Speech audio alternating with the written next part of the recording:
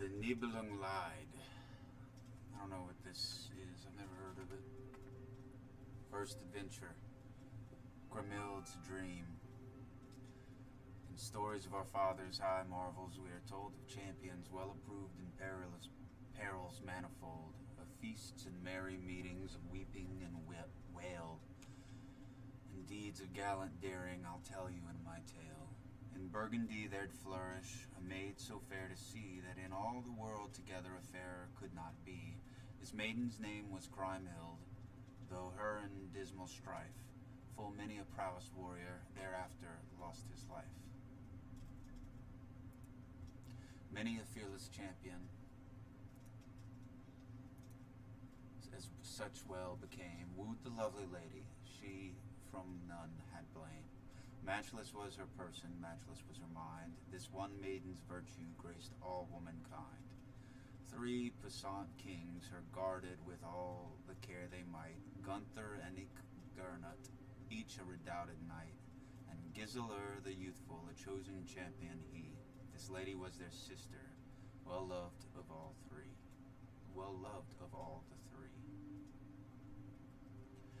They were high of lineage, they're too mild of mood, but in field and foray champions fierce and rude. They'd ruled a mighty kingdom, Burgundy by name. They wrought in Etzel's country deeds of deathless fame.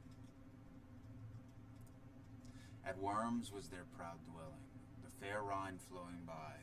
There had they suit and service from haughtiest chivalry, for broad lands and lordships, and glorious was their state, till wretchedly they perished by 2 noble ladies' hate.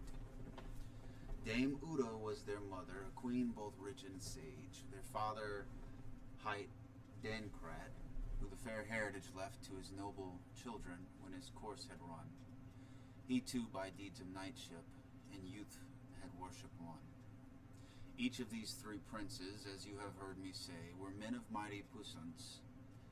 They had beneath their sway the noblest knights for liegemen that ever dwelt on ground. For hardihood and prowess were none so high renowned. There was Hagen of Trony of a noble line, his brother nimble Dankwart, and the knight of Metz, Ordwine, Eckwart and Gary, the Margrave stout in fight, Folker of Elzea, full of manly might. Rumult the steward, a chosen knight was he. Sindolt and Hunolt, these served the brethren 3. At their court discharging their several duties well. Besides knights had they many whom now I cannot tell. Dankwart was marshal to the king, his lord, Ordwine of Metz. His nephew was carver at the board. Sindolt, he was butler, a champion choice and true. Their chamberlain was Hunolt. They well their duties knew. The gorgeous pomp and splendor wherein these brethren reigned, how well they tended knighthood, what worship they attained, how they through life were merry and mocked at woe and bale. Would seek all this to tell you, would never end his tale. A dream was dreamt by Grimhild, the virtuous and the gay, how a wild young falcon she trained for many a day, till 2 fierce eagles tore it, to her there could not be in all the world such sorrow as this perforce to see. To her mother Uda at once the dream she told, but she the threatening future could only thus unfold. The falcon that thou trainest is sure a noble mate. God shield him in his mercy, or thou must lose him straight.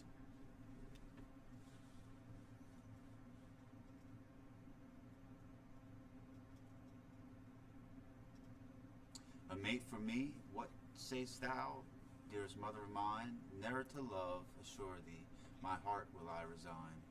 I'll live and die a maiden, and end as I began, nor let what else befall me, will suffer woe for man. Nay, said her anxious mother, renounce not marriage so. Wouldst thou true heartfelt pleasure taste ever here below? Man's love alone can give it. Thou'rt fair as eye can see, a fitting mate God send thee, and naught will wanting be. No more, the maiden answered, no more, dear mother, say, for many a woman's fortune this truth is clear as day, that falsely smiling pleasure with pain requite as ever. I from both will keep me, and thus will sorrow never. So in her lofty virtues, fancy-free and gay, lived the noble maiden many a happy day, nor one more than another found favor in her sight. Still at the last she wedded a far-renowned knight. He was the self-same falcon she in her dream had seen, foretold by her wise mother, what vengeance took the queen on her nearest kinsman, who him to death had done. That single death atoning died many a mother's son.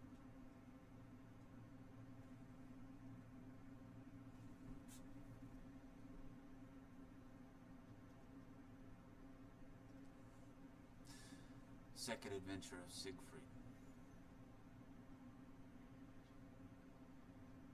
In Netherland then flourished a prince of lofty kind, whose father was called Sigmund, his mother Sieglind.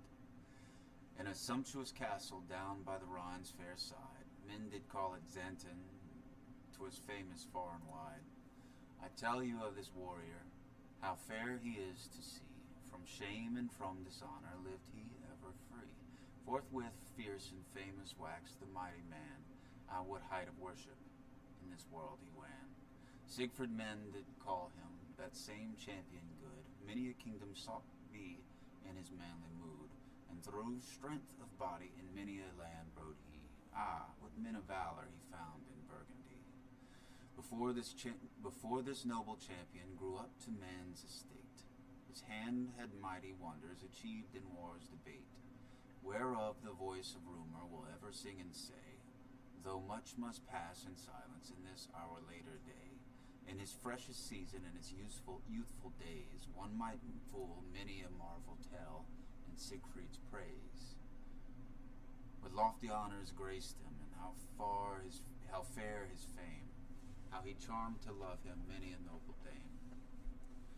As did well befit him, he was bred with care, and his own lofty nature gave him virtues rare. From him his father's country grace and honor drew, to see him proved in all things so noble and so true. He now grown up to youthhood, at court his duty paid, the people saw him gladly. Many a wife and many a maid wished he would often thither, and bide forever there. They viewed him all with favor, whereof he well was ware. The child by his fond parents was decked with weeds of pride, and but with guards about him they seldom let him ride. Uptrained was he by sages, who what was honor knew, so might he win full lightly broad lands and liegemen too. Now had he strength and stature, that weapons well he bore, whatever thereto needed, he had of it full store. He began fair ladies to his love to woo, and they inclined to Siegfried, with faith and honor true. Then bade his father Sigmund all his liegemen tell, with his dear friends to revel it would please him well. Where other kings were dwelling, the tidings took their course. To friends and eke to strangers he gave both weed and horse. Whosoever was worthy to become a knight, for his lofty lineage did they each invite. High-born youths and valiant to the feastful board. With the young King Siegfried took they then the sword. Of that proud feast, royal wonders one might say, King Sigmund and Queen Sieglind, well might that day, when honor for the bounty they'd showered with lavish hand, for which full many a stranger came flocking through their land. Sworded squires 400 rich raiment had to wear, with the noble Siegfried, full many a maiden fair. Ceaseless plied the needle to please the warrior bold, precious stones unnumbered the woman set in gold, for gold was there in plenty, and as each could best, for the love of Siegfried they'd worked the jeweled vest. The host raised seats unnumbered for many, a martial wight on the fair, midsummer when his air was dubbed a night.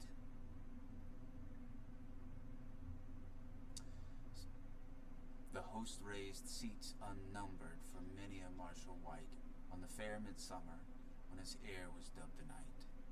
Forthwith to the high minster flocked many a squire along, and many a knight of worship, to fitly train the young, and old should lend that service, which once to them was lent.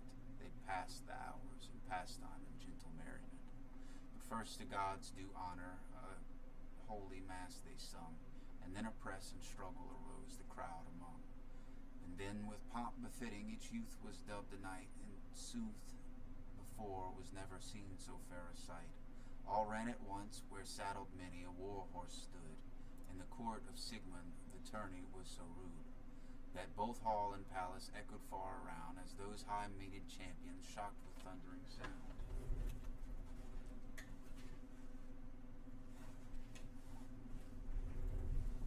Old and young together, fiercely hurtling flew, that the shivered lances swept the welkin through. Splinters e'en to the palace went whizzing many, but one from hands of mighty champions, all there was done, deftly done. Come on, dogs.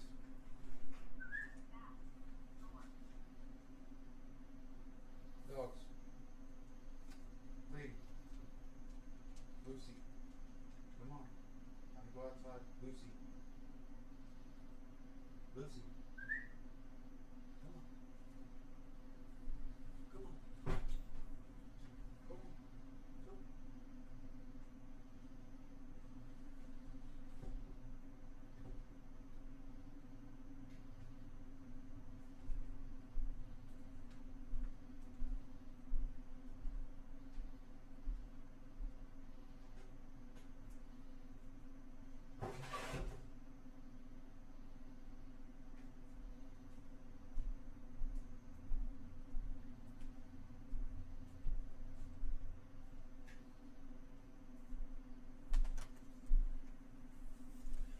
The host bade cease the tourney, the steeds were led away. Then might you see all shattered how many a shield there lay, and store of stones full precious from bucklers beaming sheen, and those fierce shocks were scattered upon the trampled green. Thence went the guests in order, and sat around the board. Many dainty dishes their wearied strength restored, and wine of all the richest their burning thirst allayed. To friends alike and strangers was fitting honor paid. Albeit in ceaseless pastime they sent the livelong day. The mummers and the minstrels never ceased their play. They flocked to Golden Largess, a roving frolic band, and poured a flood of praises on Sigmund's fertile land. The king too, as his father to him before had done, enfeoffed with lands and castles Siegfried, his youthful son. Gifts to his sword companions he gave with liberal hand, so glad was he it pleased them to come into his land. The gorgeous feast it lasted till the 7th day was over. Sieglind the wealthy did as they did of yore. She won for valiant Siegfried the hearts of young and old, when for his sake among them she showered the ruddy gold.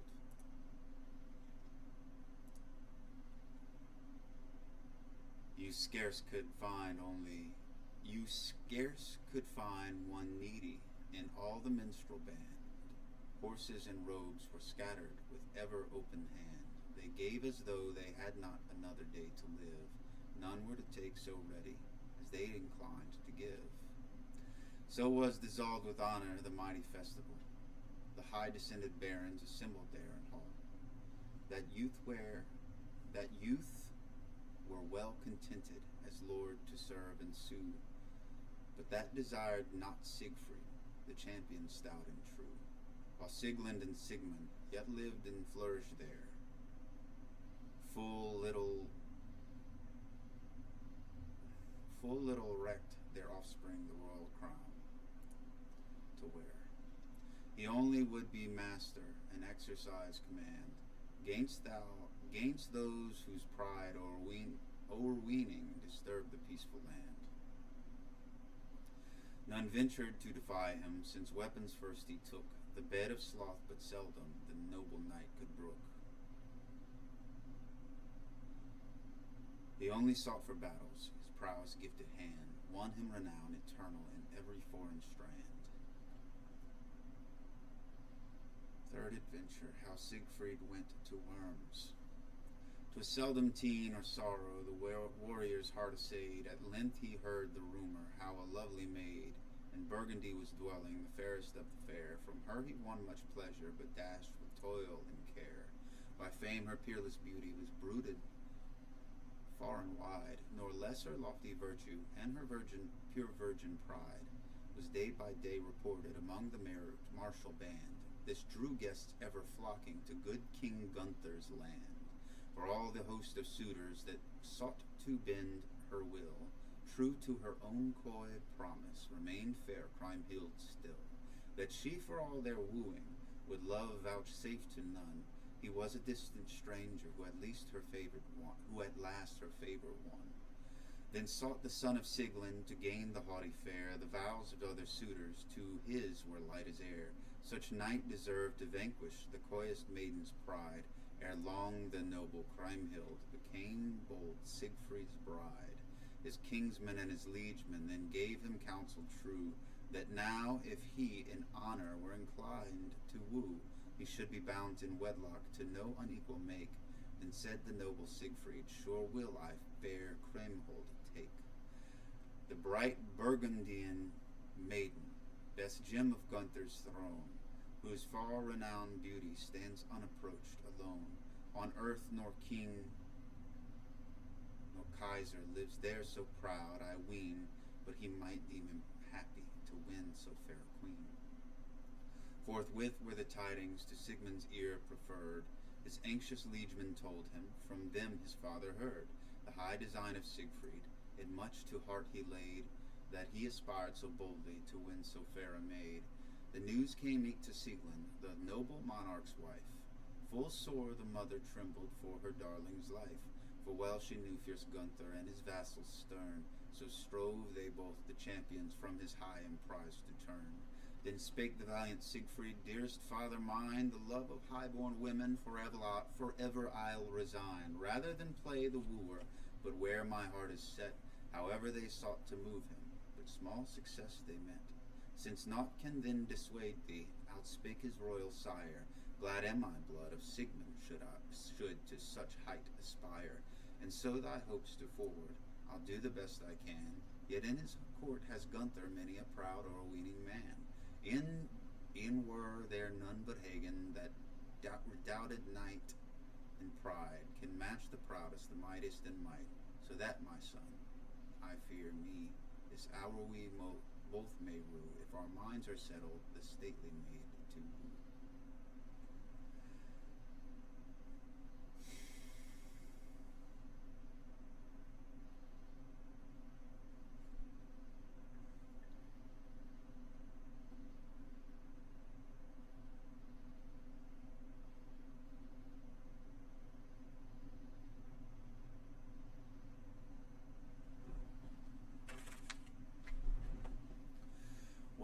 What can ill befall us, Siegfried made reply, if that misproud Burgundian my friendly suit deny? Be sure as much and more too I'll seize by strength of hand. In this I trust to strip him of liegemen and of land. Little thy words content me, the hoary prince replied. In the land of King Gunther thou sure durst never ride. If on the Rhine young Siegfried his tale were only told, Gunther and eke Gernot, I know them both of old. By force, fair son, assure thee, can none the maiden woo. Resumed the princely Sigmund, this I have heard for true. But if with knights to back thee, thou ride to Gunther's land, we've friends enough, and forthwith I'll summon all the band. 'Tis not to me well pleasing, the fiery youth replied, that I the Rhine should visit with warriors by my side. As in array of battle, and 'twould my honor stain, if I should need assistance the peerless maid to gain. I little care to win her, save by my own good hand. With comrades but 11, I'll hence to Gunther's land. Thus far, Father Sigmund, of your help I pray. Then his friend, to trim their garments, received striped furs and gray. To his mother Sieglinde the heavy news they bore. The queen straight for her Siegfried began to sorrow sore. She shuddered lest the loved one should untimely die by the fierce knights of Gunther, and wept full bitterly. Then in haste went Siegfried, where she her moan did make, and thus his sobbing mother tenderly bespake. Weep not for me, my dear mother, in better hope repose. Count me forever scatheless, even midst 1,000 foes. So give me all that's needful through Burgundy to ride, that I and mine may journey with such fair weeds supplied, as best becomes companions of high degrees to wear. And from my heart I'll thank thee for all thy loving care, since naught avails to stay thee. So spake his mother mild, I'll equip thee for the journey, my dear, my only child, thee and thy bold companions, and send thee richly dight with weeds the best and fairest that ever were worn by knight. Then to the queen, young Siegfried, in duty bent him low, and said, upon this journey I would not that we go, more than 12 together, so these were with robes provide. Full fain am I to witness how stands it with my bride. Fair women at the needle were sitting night and day, scarcely could a seamstress her head on pillow lay, till robes were worked for Siegfried and all his company. The youth was ever yearning to start for Burgundy. His sire prepared his armor, and nothing left undone, that he might leave his country as fitting Siegmund's son. Well tempered were their breastplates that flashed against the light. Of proof were their morions, their bucklers broad and bright. Their way they now were ready to Burgundy to take. Then man and wife were heavy with sorrow for their sake, lest evil should befall them and bar their homeward road. With weapons and apparel the heroes bade the sumpters load.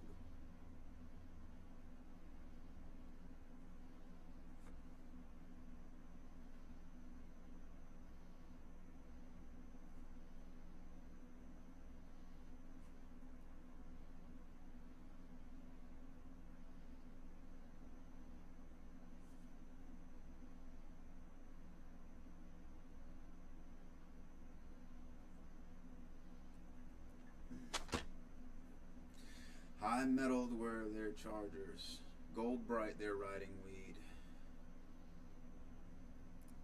None ever rode more proudly, little were their need.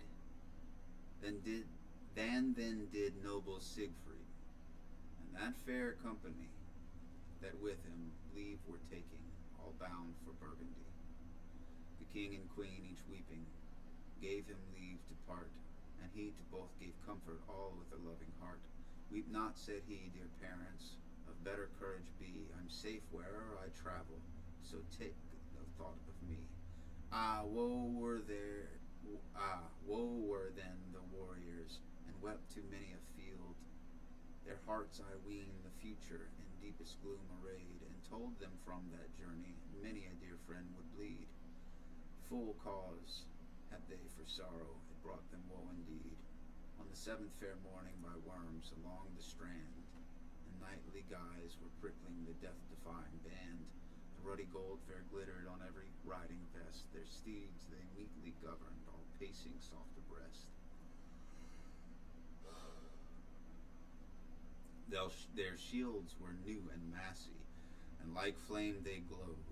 As bright too shone their helmets, while bold Siegfried rode straight to the court of Gunther to woo the stately maid. I never looked on champions so gorgeously arrayed. Down to their spurs loud clanging reached the swords they wore. Sharp and well-tempered lances the chosen champions bore. 1-2 spans broad or better did Siegfried sternly shake, with keen and cutting edges grim and ghastly wounds to make. Their golden-colored bridles firm they held in hand, silken were their poitrels, so rode they through the land. On all sides the people to gaze on them began. Then many of Gunther's liegemen swift to meet and ran. Many a haughty warrior, stout squire and hardy knight, went to receive the strangers as fitting was and right. And as to guests high honored, did courteous service yield. Their steeds held as they lighted, and took from each his shield. They were in act the chargers to lead away to stall, when the redoubted Siegfried quick to them did call, Nay, leave us here the horses, we look not long to stay, and on with my companions I shall wend upon my way.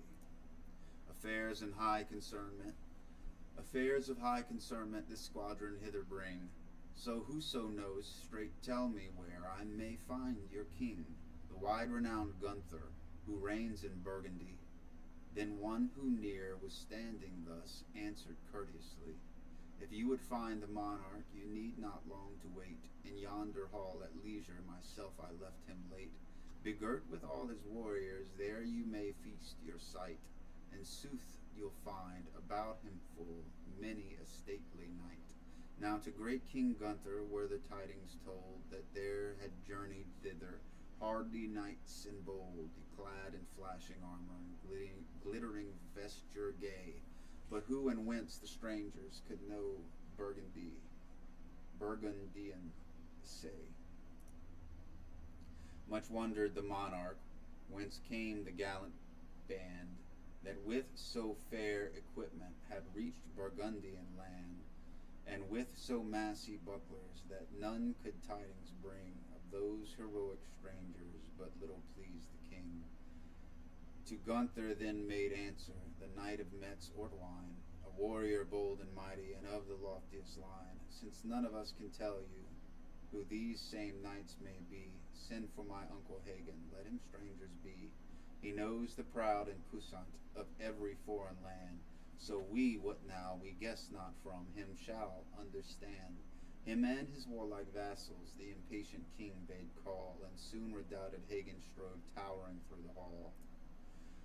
What would the king with Hagen, the warrior made demand? Here in my house are wanderers from some far distant land, unknown to all around me. Observe the strangers well, and if thou e'er hast seen them, the truth, good Hagen, tell. That will I straight, said Hagen. To a window then he went, and his eyes attentive on the strangers bent. Well pleased him their fair vesture, and well their armor sheen, yet sure the like he never in Burgundy had seen. Whence ever come these champions, whom chance to Rhineland brings? Kings might they be, said Hagen, or messengers of kings. How highly bred their chargers, how gorgeous their array. Wherever lies their country, high mettled lords are they. And thereto added Hagen, this too I'll vouch for yet, albeit on noble Siegfried I never eyes have set, still to aver I'll venture, that let whatever befall, 'tis he that's stalking yonder, so stately and so tall. He brings some new adventure to our Burgundian land. The valiant Nibelungers he slew by strength of hand. Nibelung and Shiblung, the princes stern in fight, and since has many a wonder achieved with all surpassing might. As all alone and aidless he was riding once at will, as I have heard reported, he found beside a hill, with Nibelung's hoarded treasure, full many a man of might. Strange seemed they to the champion, till he came to know them right. They had brought the treasure, as just then befell, forth from a yawning cavern. Now hear a wonder tell, how those fierce Nibelungers the treasure would divide. The noble Siegfried eyed them, and wondered as he eyed. He nearer came and nearer, close watching still the clan, till they got sight of him too, when one of them began. Here comes the stalwart Siegfried, the chief of Netherland. A strange adventure met he with that Nibelunger's band. Him well received the brethren, Shilbung and Nibelung. With one accord they begged him, those noble princes young, to part the horde betwixt them, and ever pressing bent the hero's wavering purpose, till he yielded full consent. He saw of gems such plenty, drawn from that dark abode, that not 100 wagons could bear the costly load. Still more of gold so ruddy from the Nibelungers' land. All this was to be parted by noble Siegfried's hand. So Nibelung's sword they gave him to recompense his pain, but ill was done the service which they had sought so fain. And he so hard had granted Siegfried the hero good, failed the long task to finish. This stirred their angry mood. The treasure undivided he needs must let remain, when the two kings indignant set on him with their train. But Siegfried gripped sharp Balmung, so hight their father's sword, and took from them their country and their beaming precious hoard. For friends had they 12 champions, each as Avers might tell, a strong and sturdy giant, but what could all avail? All 12 to death successive smote Siegfried's mastering hand, and vanquished chief 700 of the Nibelunger's land. With that good weapon Balmung, by sudden fear dismayed, both of the forceful swordsmen, and of the sword he swayed. Unnumbered youthful heroes to Siegfried bent that hour, themselves their lands, their castles, submitting to his power. Those two fierce kings together he there deprived of life, then wagged with puissant Albric a stern and dubious strife, who thought to take full vengeance for both his masters slain, but found his might and manhood with Siegfried's matched in vain. The mighty dwarf successless strove with the mightier man, like to wild mountains, lions to the hollow hill they ran. He ravished there the cloud cloak from struggling Albric's hold, and then became the master of the hoarded gems and gold. Whoever dared resist him, all by his sword lay slain. Then bade he bring the treasure back to the cave again, whence the men of Nibelung the same before had stirred. On Albric last the office of keeper he conferred. He took an oath to serve him as his liegeman true, and all that to a master from his man is due. Such deeds, said he of Trony, is conquering Siegfried done, such deeds, said he of Trony, is conquering Siegfried done. But be sure such mighty puissance, night has never won.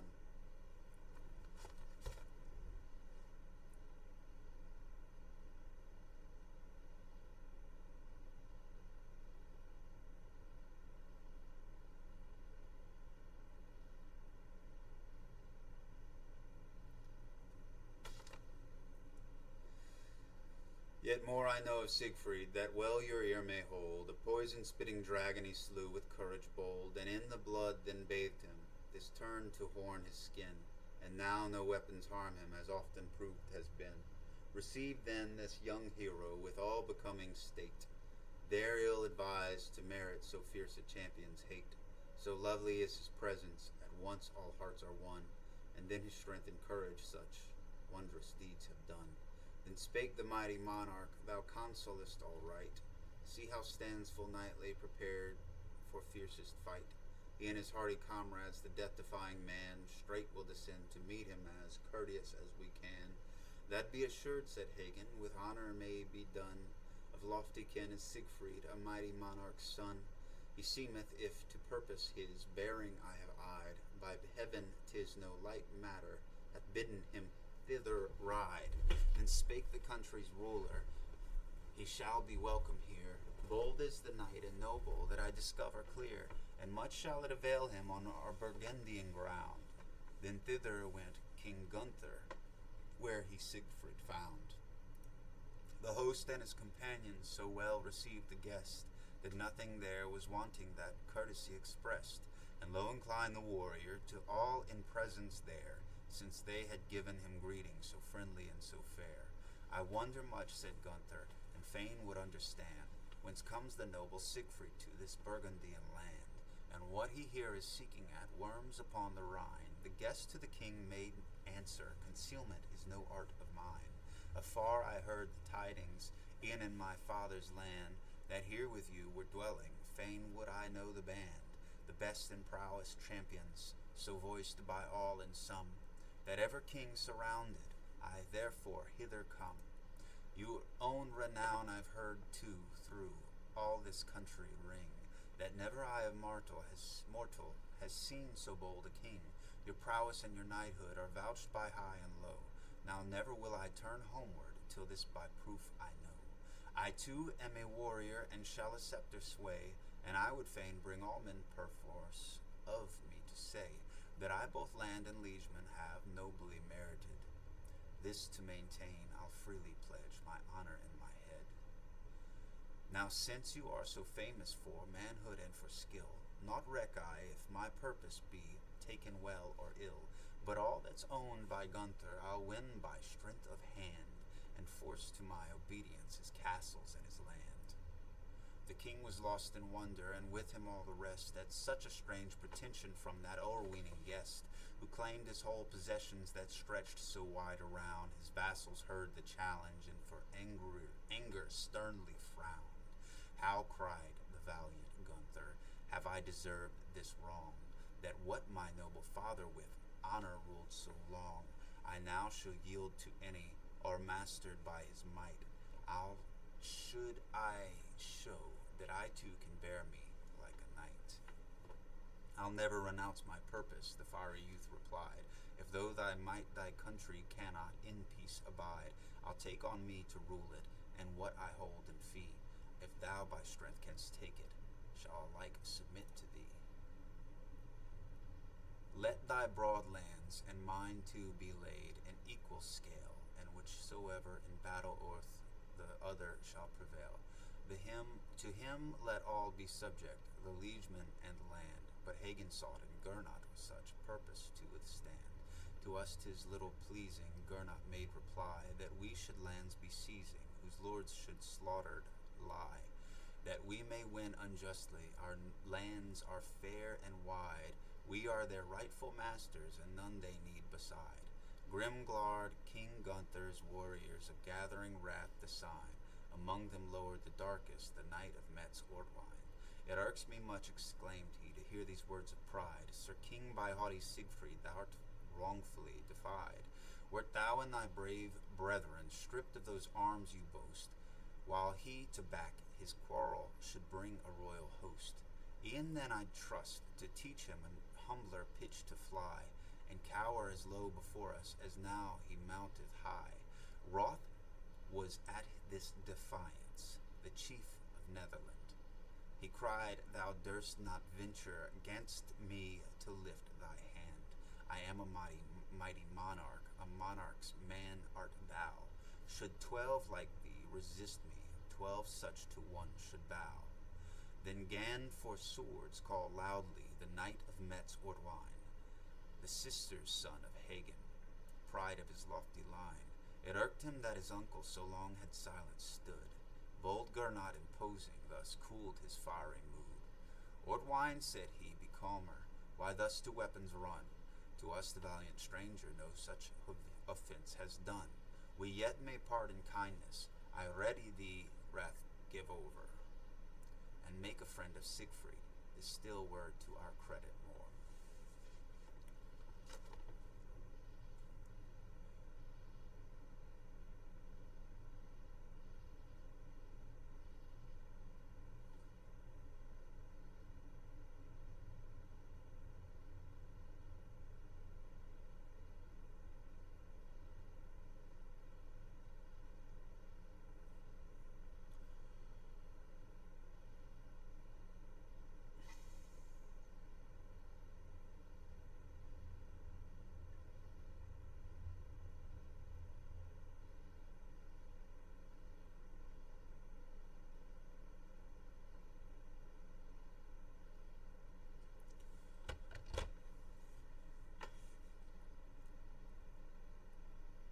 Ortwein, said he, be calmer, why thus to weapons run? To us the valiant stranger no such offence is done. We yet may pardon kindness, I read thee wrath give over, and make a friend of Siegfried, this still were to our credit more. It well may irk, said Hagen, all us good knights of thine, that this imperious wanderer erode unto the Rhine. Such strife-producing journey were better never begun.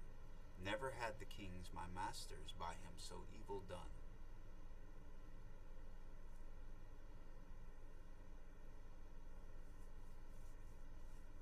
Thereto straight answered Siegfried, fiercely frowning still.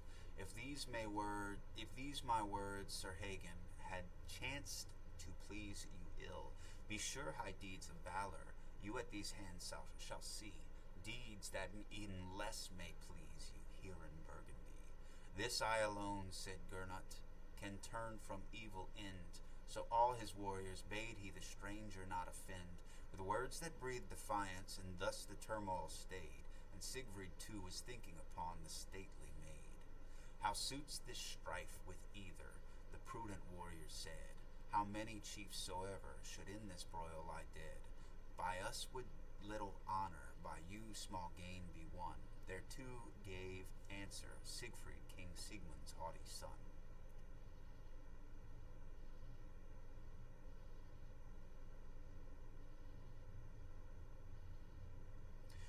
But wherefore lingereth Hagen, and wherefore proud Ortwine, that with their friends, thus swarming upon the banks of Rhine, nor one nor other ventures a stranger's arm to brave? Both kept unwilling silence, such counsel Gernot gave. You shall to us be welcome, resumed Queen Uda's son, you and your faithful comrades, all and every one. We shall be proud to serve you, I and all kin of mine. Then for the guest 'twas ordered to pour King Gunther's wine. Then spoke the sovereign ruler, whatever ours we call, should you in honor claim it, is at your service all. Our persons, our possessions, if so it seems you good. Thereat became Sir Siegfried of somewhat milder mood.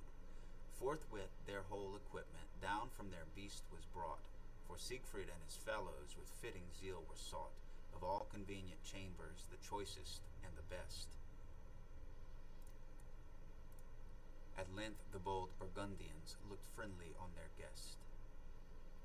Thenceforth were fitting honors paid him many a day, 1,000-fold, be certain more than I can say. This earned his strength and valor, so gracious was his state. 'Twas rare that any mortal could look on him with hate. Their hours they spent in pastime, the kings and all the rest. Whatever the sport that pleased them, 'twas Siegfried played it best. Such was his skill and puissance, that none could come him near, to hurl the stone tempestuous, or dart the whistling spear.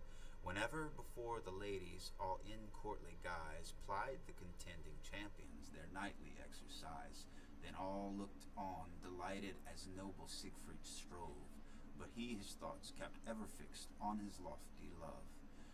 At court the lovely ladies were asking evermore, who was the stately stranger that so rich vesture wore, at once so fair of presence and so strong of hand, that many a one gave answer, 'tis the King of Netherland. He ever was the foremost, whatever the game they played, still in his inmost bosom he bore one lovely maid, whom he beheld had never, and yet to all preferred. She too of him in secret spoke many a kindly word, when in the court contending fierce squire and hardy knight, as fits the young and noble, wagged the mimic fight. Oft Crimehold through her window would look, herself unseen, then no other pleasure needed the gentle queen. What then had been his rapture, could he have only guessed, that on him she was looking, who reigned within his breast? Could he but once have seen her, I ween not all the bliss, that all the world can lavish, would he have taken for this. Whenever, as is the custom, at intervals of sport, he midst the crowd of heroes was standing in the court, so graceful was the bearing of Sieglin's matchless son, that the heart of every lady that looked on him he won.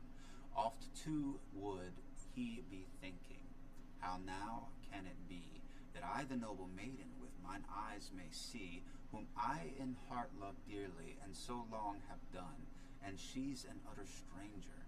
Ah, woe is me, unhappy one. Whenever the kings it needed through their land to ride, then kept their faithful liegemen attendants by their side, and with them forth must Siegfried, this irked his lady sore. And with them forth must Siegfried, this irked his lady sore. He through her love was pining the while as much or more. So with those kings high-honored Siegmund's noble son in Gunther's land was dwelling till full a year was run, nor all that weary season a single glimpse could gain of her, who after brought him such pleasure and such pain. Fourth adventure. How Siegfried fought with the Saxons. Now strange and stirring tidings were brought to Gunther's throne by messengers commissioned from foreign chiefs unknown, who bore the brethren malice and whom they well might fear. When they received the message, right heavy was their cheer. The same I now will tell you. King Ludeger the bold, from the land of the Saxons, a mightier ne'er was told, was leagued with him of Denmark, King Ludegast the strong, and many a famous warrior both brought with them along. Their messengers, hard riding, came to King Gunther's land, as his far distant foemen had given them in command. Then asked the crowd what tidings the unknown guest might bring. To court they straight were hurried and set before the king. Then well the monarch greeted, "You're welcome, never fear. From whom you come I know not, but willingly would hear.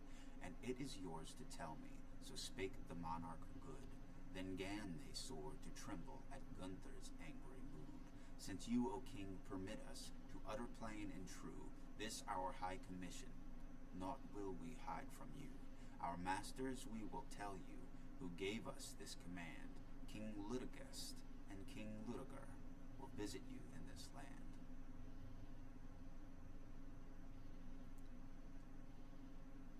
"You have deserved their anger, for truth can I relate, that both our puissant masters bear you deadly hate. They'll lead a host unnumbered to Worms and to the Rhine. Of this be warned for certain, fixed is their proud design. Within 12 weeks, at farthest, their camp will onward go. If you've good friends to aid you, 'till soon be time to show. Their best will soon be needed, to guard both fort and field. Soon shall we here be shivering, many a helm and many a shield. Or would you seek a treaty? Let it at once be said, ere their prevailing myriads one wasteful ruin spread through all your wide dominions, with their consuming might, and death unsated feast him on many a gallant knight."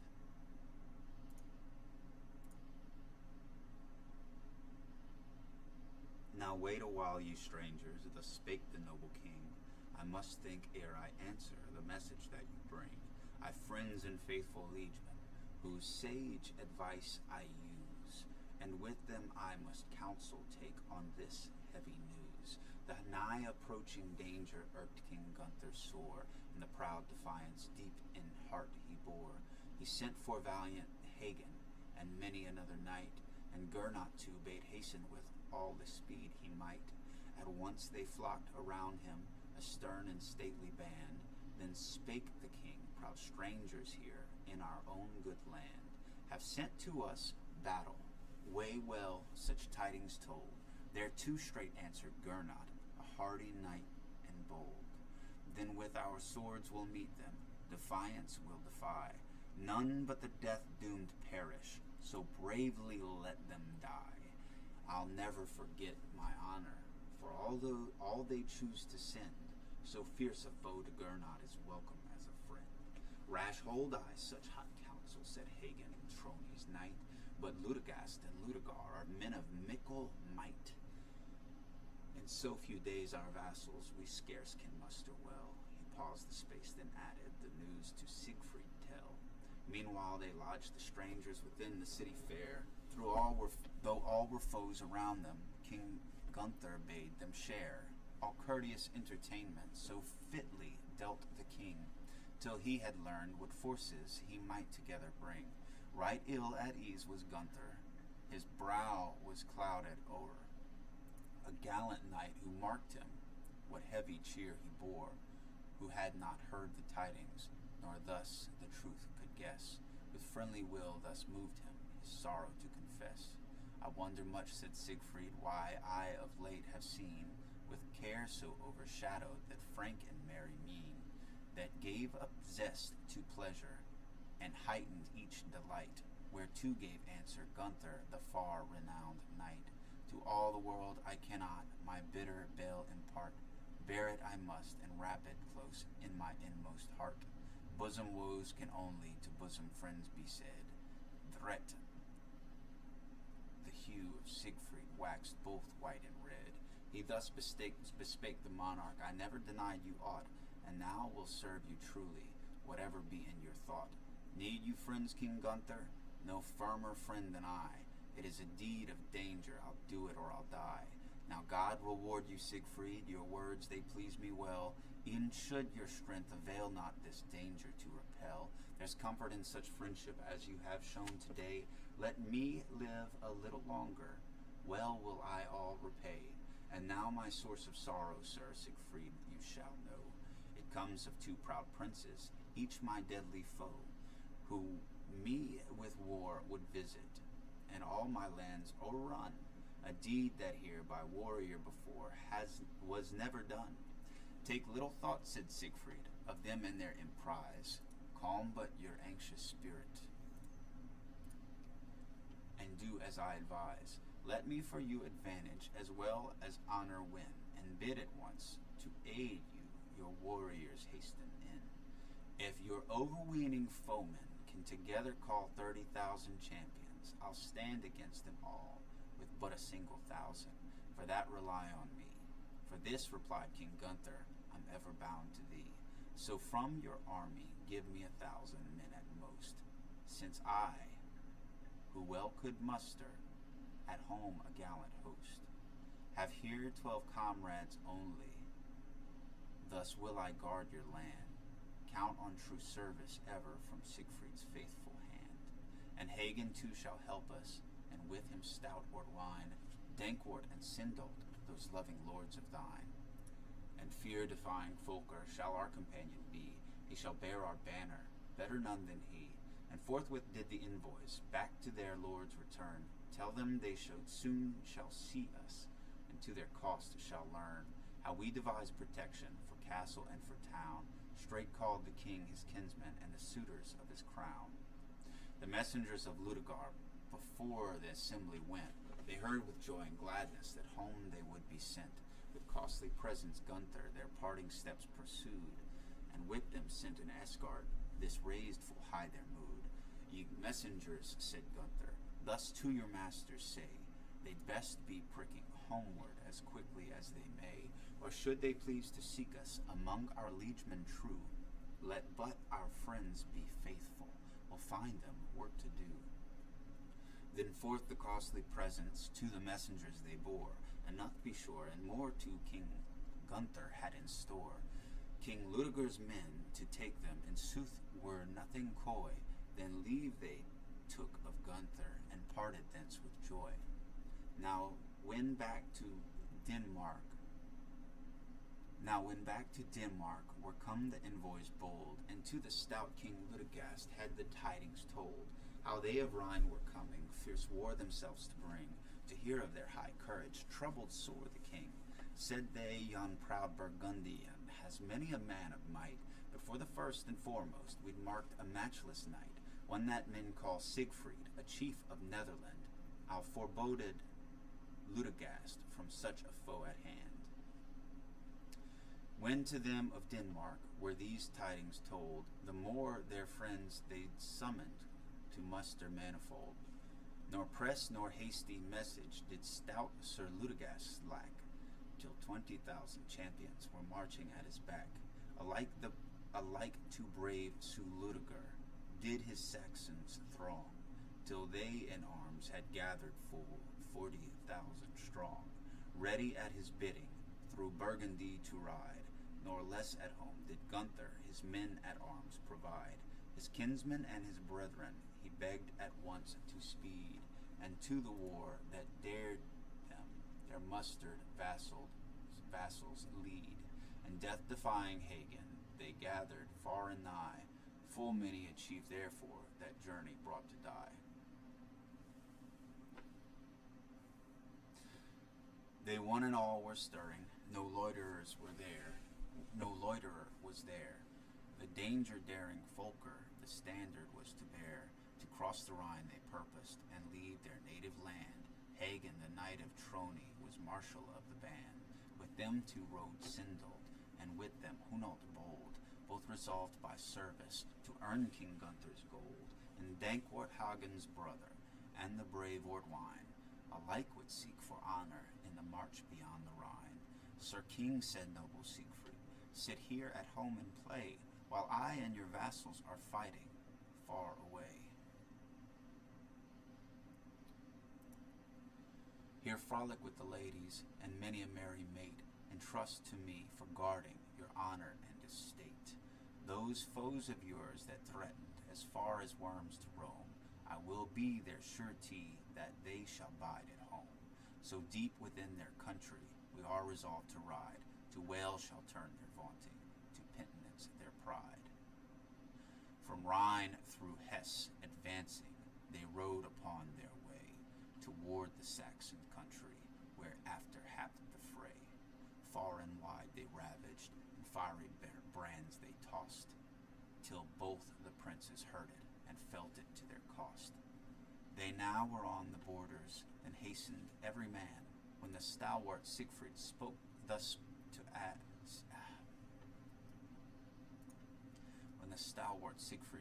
ask, began, who shall be appointed to guard our company? Sure never was raid that threatened such ill to Saxony. They answered, let to Dankwart the charge committed to be, to guard the young and heedless, more nimble none than he. We thus the less shall suffer from aught our foes design, to him commit the rearward, and with him to Ortwine. Myself alone, said Siegfried, will ever forward ride, till I have found our foemen, and all their strength espied. Keep watch and ward unceasing, till I this task have done. Then donned at once his armor fair, Sieglin's martial son. At parting he his people in charge to Hagen gave, and with him eke to Gernot the prudent and the brave. Then all alone went riding through the wide Saxon realm, and soon that day he shattered the band of many a helm. That mighty host next spied he, as wide encamped it lay. It might his single puissance 100-fold outweigh. Better than 40,000 were mustered there for fight. Sir Siegfried marked their numbers and gladdened at the sight. Before the camp he noted a knight that on his ground strong watch, and ward kept heedful, peered on all around. At once of him was Siegfried, and he of Siegfried ware, and each began on the other angrily to glare.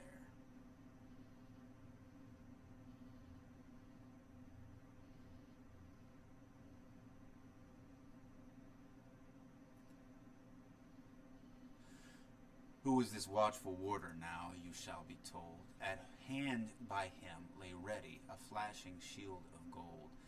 'Twas even the stout King Ludegast that watched his gathered might. Fiercely upon the monarch sprung the stranger knight. As fiercely too against him the fiery monarch sped. In the flank of the war horse each dashed the rolls red. The lance with all his puissance, each leveled at the shield. Ill charge befell King Ludegast in that disastrous field. Beneath the spur blood dripping, the steeds together flew. Champion closed with champion, as though a tempest blew. Then wheeled they round full knightly, each well the bridle swayed. Again they met unsated, and with blade encountered blade. Such strokes there struck Sir Siegfried, that all the field it rang.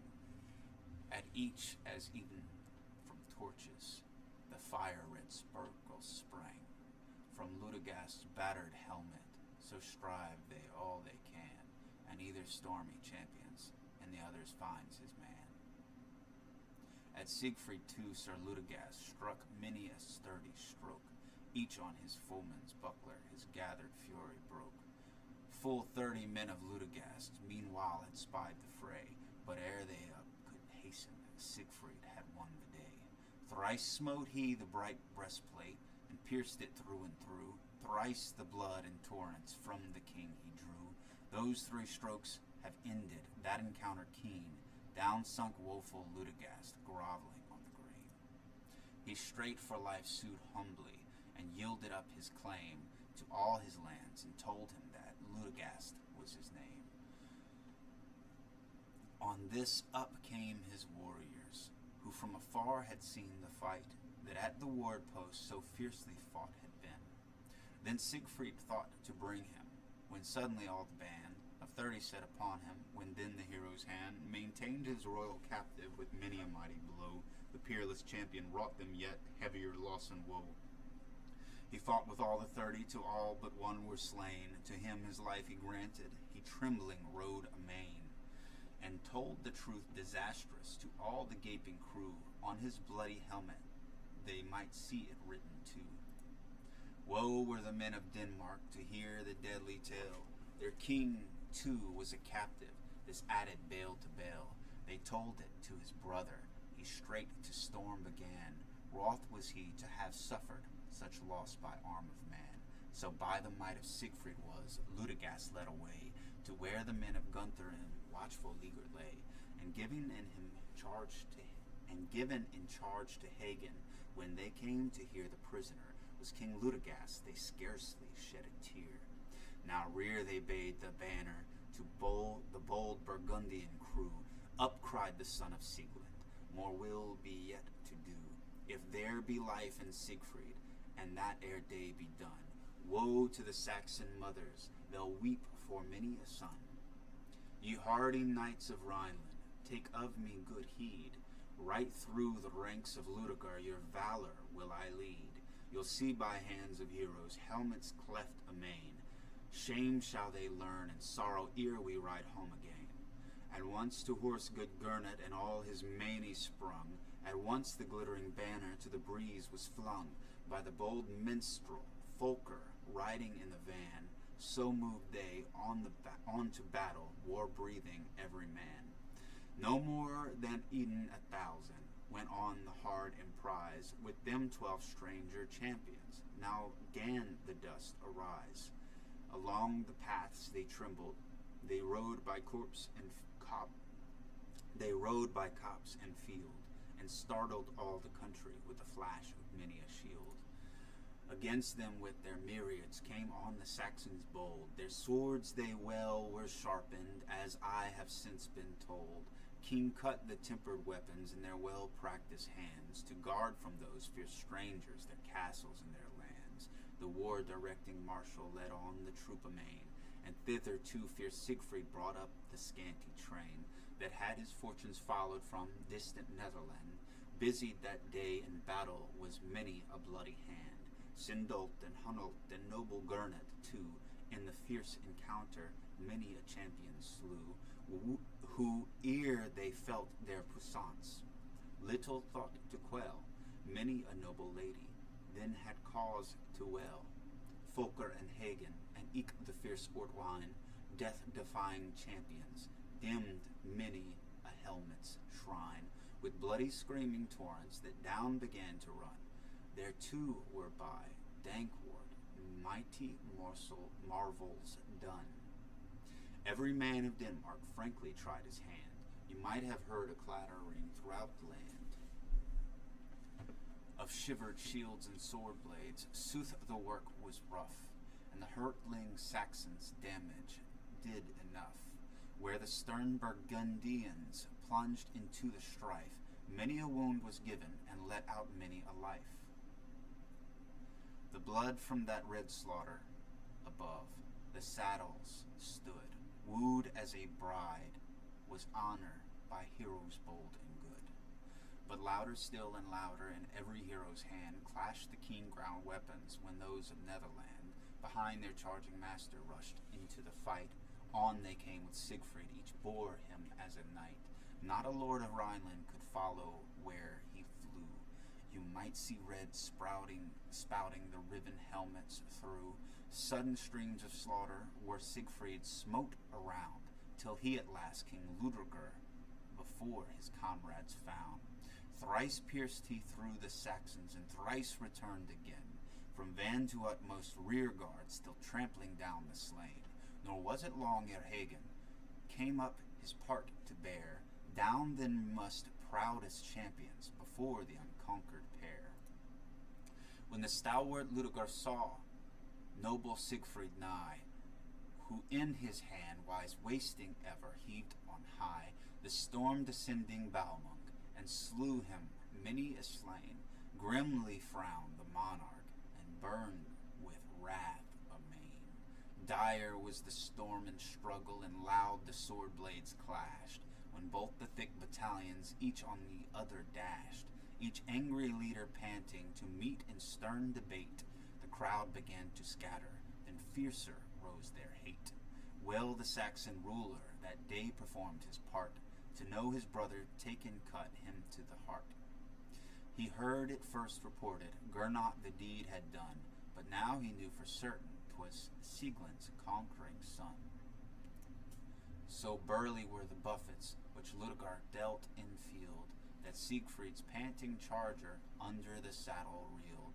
Soon as the steed recovered, a fiercer passion stirred his angry lord, and hotter through the red press he'd spurred. Then up to help him Hagen, and up good Gernot sped. Dankwart and Folker round lay in heaps and dead. And Sindold came and Hunold, and the good knight Ordwine. Down sunk the Saxons, trampled by the warriors of the Rhine. Close fought the chiefs, unsevered a spite of the hurtling bands. Then might you see the lances from mightiest heroes' hands fly o'er the nodding helmets, and pierce the bucklers through. Many a glittering armor was dyed in bloody hue.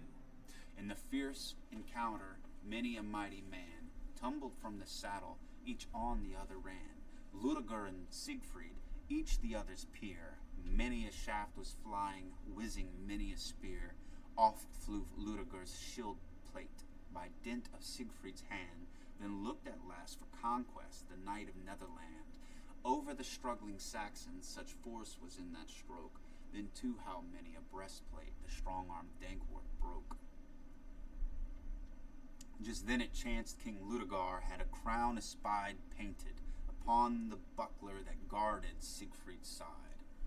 Straight knew the astonished Saxon 'twas he, the mighty man, and to his friends the hero to call aloud began. Stop, stop, enough of fighting, my merry men each one. Here in this bloody battle I've met with Siegmund's son, the chief destroying Siegfried, for a chief certain seen have I. The devil has sent him hither to harry Saxony. He bade them lower the banners. Forthwith they lowered them all. And peace he then demanded, 'twas granted at his call. But go he must a prisoner to good King Gunther's land. This was from him extorted by Siegfried's conquering hand.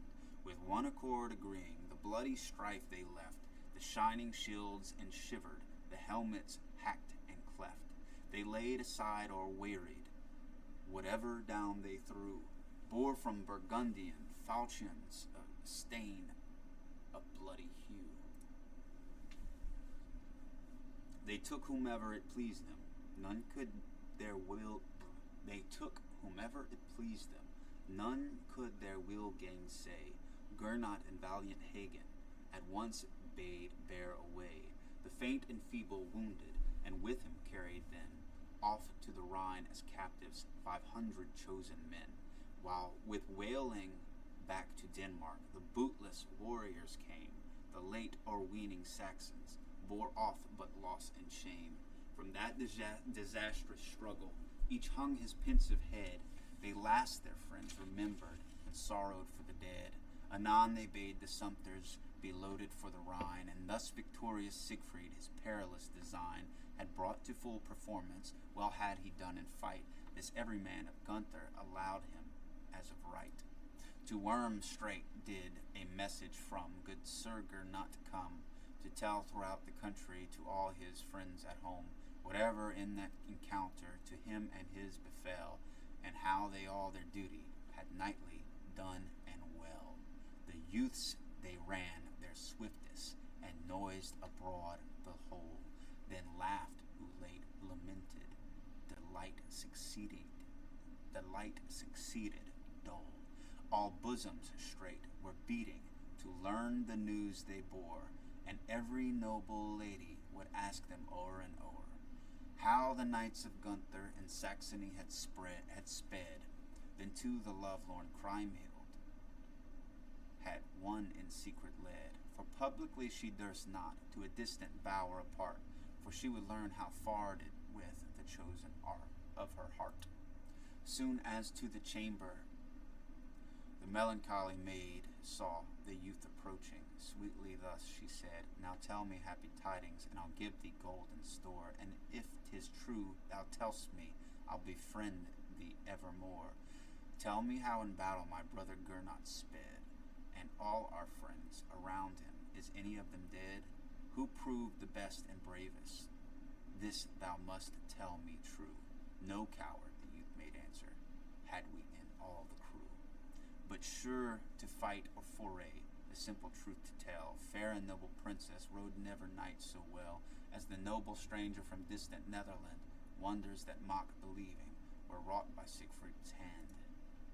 However, well the others have borne them in the fight, Dankwart and Hagen and all our men of might, however deserve the honor that other swords have won.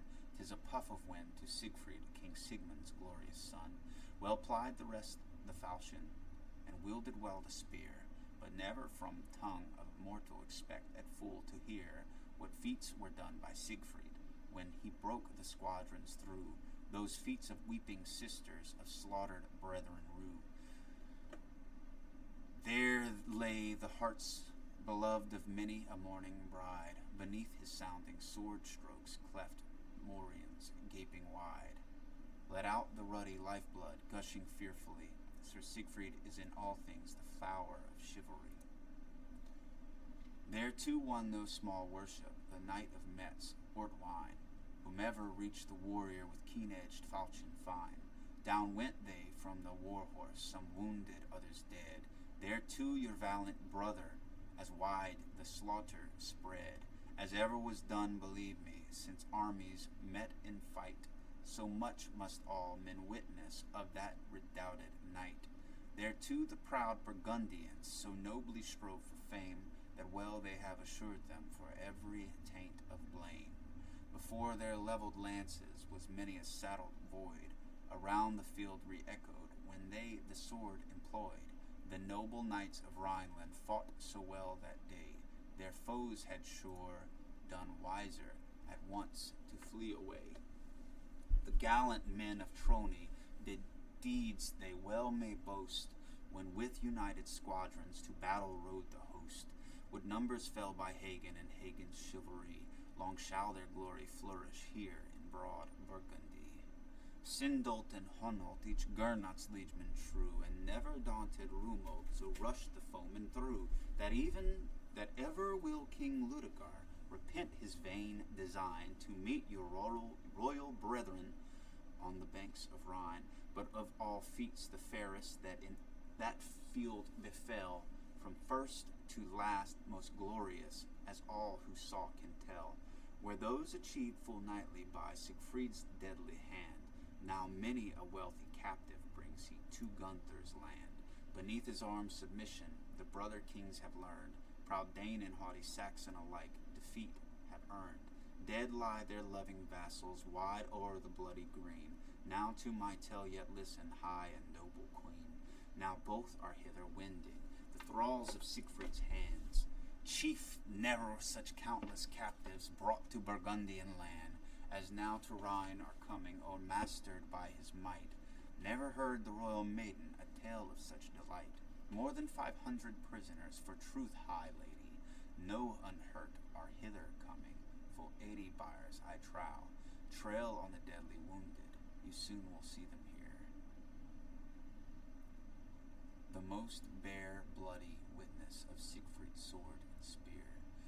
Those kings who late so haughty would dare us on the Rhine, must now to Gunther's pleasure their lives, their all resign. Our shouts salute their coming, our joy is on the gale. She brightened into blushes to hear the happy tale. Her cheek late pale as lily, now glowed with rosy red, to hear how youthful Siegfried so gloriously had sped. Raised from the depth of peril to loftiest height of fame, she joyed too for her kinsman as maiden well became.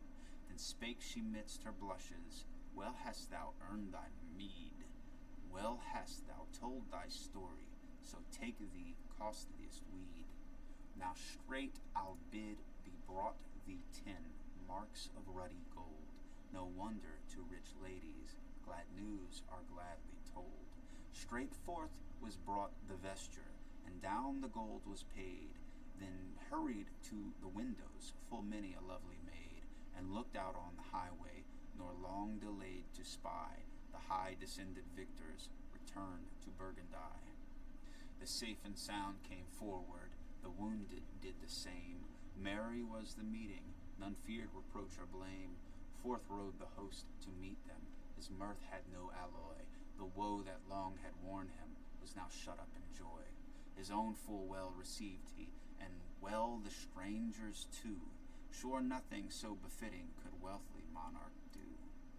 Then kindly greet such victors as now his court had sought, with gain of such clear honor from field so sternly fought. Then asked the noble Gunther of the conquering train, how many of his warriors had in the strife been slain. There had been lost but 60 in the fight they won. They were mourned and forgotten, as with many has since been done. The unwounded bore exulting grim trophies of the field, full many a battered morion, full many a shivered shield. Before that hall of Gunther, from horse the champions sprung, around from joyful thousands one shout of welcome rung. The warriors in the city were lodged as might be best. The king with courteous service bade wait on every guest.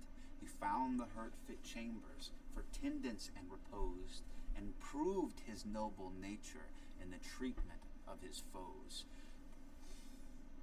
Thus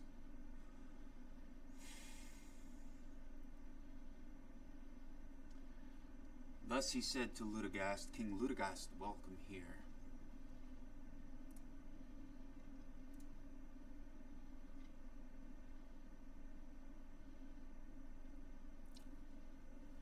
Much at your hands I've suffered, and more had cause to fear, but all's at full repaid me, as smooth my fortune run.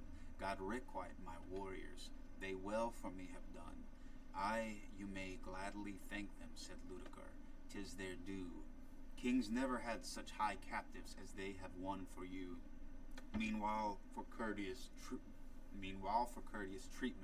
good store of gold will bring, and look for such reception as king may claim from king. Take what you ask, said Gunther, both set I gladly free. Still must I have assurance that here awhile with me my foes consent to tarry, and do not leave my land till peace be made between us. To that King Ludeger gave his hand. So now the kings to rest of them were to their chambers led. With tender care the wounded were softly laid abed, while for the whole and hearty were poured the meat and wine. Never were men so merry as these beside the Rhine. Attendants to safekeeping the battered bucklers bore, the blood bespattered saddles, whereof was plenteous store. They hid lest sight so sorry should make the women weep. Many a good knight, overwearied home, was glad to creep. The guests from good King Gunther all noble treatment found, with friends as well as strangers his country swarmed around. He bade for the sore wounded, all needful aid besought. Where was their haughty courage? How low it now was brought. Whoever had skill in leechcraft was offered coin untold, silver without measure as well as glittering gold, to cure the fainting champions by wounds of war oppressed. The bounteous monarch sent too rich gifts to every guests. Those who, of feasting weary, homeward sought to wend, were pressed to tarry longer, as friend will deal with friend. King Gunther called a council, he would his men requite, who for his sake so nobly had won that gallant fight. Then spake the good Sir Gernot, at present bid them go. When full 6 weeks are over, we'll let the warriors know. We here shall need their presence at feasting rich and high, then will restored be many, who yet sore wounded lie. And now would noble Siegfried to Gunther bid adieu, Soon as the friendly monarch the warrior's purpose knew, he lovingly besought him a longer stay to make. He never had so consented, but for his sister's sake. Besides, he was too wealthy to stoop to soldiers' pay, albeit he well deserved it, him loved the more each day. The king and all his kinsmen, who on the battle plain had seen him deal destruction on Saxon and on Dane. For the sake of that fair lady, he yet would linger there, if he perchance might see her, and soon was eased his care. He came to know the maiden to his utmost heart's desire. Then home he rode, rejoicing to the kingdom of his sire. The king bade practice knighthood and joust from day to day. Well did his youthful warriors and willingly obey. Seats too before the city he raised along the strand, for those who were to visit the famed Burgundian land. So bade the royal Gunther, and now the time was near, ere came the joyful tidings to his fair sister's ear, that he with his dear comrades high festival would hold. Then were fair women stirring, their toil was manifold, with kirtles and with headgear, and all that each should wear. Uta the rich and noble, amidst her maidens fair, heard of coming warriors, a bold and haughty train. Straight was from out the wrappers' store of rich vesture ta'en. For the sake of her dear children, the garments forth were laid, wherewith arrayed were richly many a wife and many a maid, and many a useful champion of warlike Burgundy. She bade too many a stranger be robbed as gorgeously. Fifth adventure, how Siegfried first saw Kriemhild. Now might you ever daily see, riding toward the Rhine, troops of good knights, ambitious at that proud feast to shine. Whoever for love of Gunther to Gunther's court would speed, was at his hands provided with vesture and with steed. Assigned were seats befitting to every high-born guest. Thither, as has been told us, the noblest and the best. Came 32 princes to that high festal tide, and gauds and gems the women each with her neighbor vied. Now here, now there was busy the youthful Gisler, he and his brother Gernot, each with his many there right hospitable welcome to friend and stranger made, and every fitting honor to every warrior paid.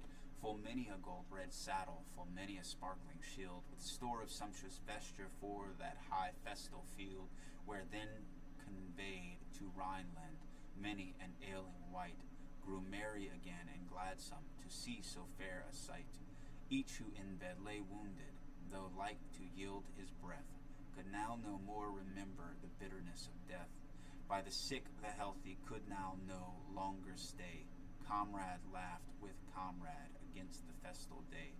On the good entertainment prepared for young and old, measureless contentment, enjoyment manifold, enlivened all the people, and spread from band to band. The note of pleasure echoed through all King Gunther's land. 'Twas on a Whitsun morning the warriors you might see, 5,000 men or better, fair pricking o'er the lea, clad in courtly raiment to that high festival, and jollity and pastime were vying one and all. Right well had marked King Gunther, who love could understand, what heartfelt love and passion the knight of Netherland. E'en though he never had seen her, his peerless sister bear, the maid proclaimed by all men the fairest of the fair. Said he, now all advise me, kinsmen and men of mine, how best of this high tourney to perfect the design, so that our earnest efforts henceforth none may blame. 'Tis but on deeds deserving that rests enduring fame. He scarce had thus addressed them, when answered bold Ortwine, would you, O king, full honor to this high feast assign, bring forth our choicest treasures to this proud chivalry, the matrons and the maidens of our fair Burgundy. What more the heart enraptures, or courage more inflames, than to look on lovely damsels, on high and stately dames? Bid to come forth your sister, to feast each stranger's sight. Well was approved the counsel by each surrounding knight. 'Tis well advised, said Gunther, I straight will do my part. Whoever heard his answer was inly glad at heart. Then bade he Lady Uta and her fair daughter to call. her daughter call, to grace the court and tourney, them and their maidens all. In haste through all the presses, for rich attire they sought, what lay in wrappers folded alike, to light was brought.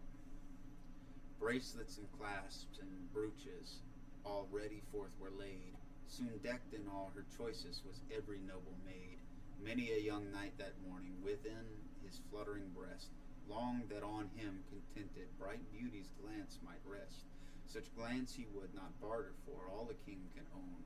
Each looked on each full gladly, albeit before unknown. Then bade the wealthy monarch with a royal pomp and state of his men 100 on his sister wait. His and the maiden's kinsmen each carried sword in hand. These were the chosen courtiers of Burgundy's fair land. With her the wealthy Uta their coming to was seen. She had with her in waiting of fair and stately mien 100 dames or better, all gorgeously arrayed. Her daughter too was followed by many a noble maid. On from bower advancing, they came in fair array. Much press was there of heroes along the crowded way. Through anxious glad expectance, to see that beauty rare, fairest and the noblest of the noble and the fair. Now went she forth the loveliest, as forth the morning goes, from misty clouds out beaming. Then all his weary woes left him in heart who bore her, and so long time had done. He saw there stately standing the fair, the peerless one. Many a stone full precious flashed from her vesture bright. Her rosy blushes darted a softer, milder light. Whatever might be his wishes, each could not but confess he never on earth had witnessed such perfect loveliness. As the moon arising outglitters every star that through the clouds so purely glimmers from afar, even so love-breathing Crimehill dimmed each beauty nigh. Well might at such a vision many a bold heart beat high.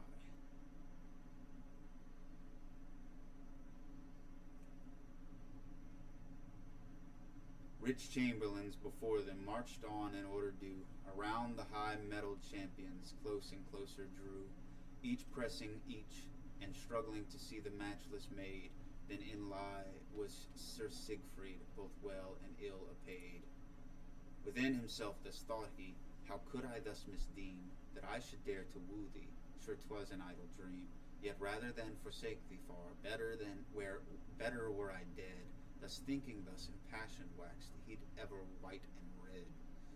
So stood the son of Siegelind in matchless grace arrayed, as though upon a parchment in glowing hues portrayed. By some good master's cunning, all owned and could no less.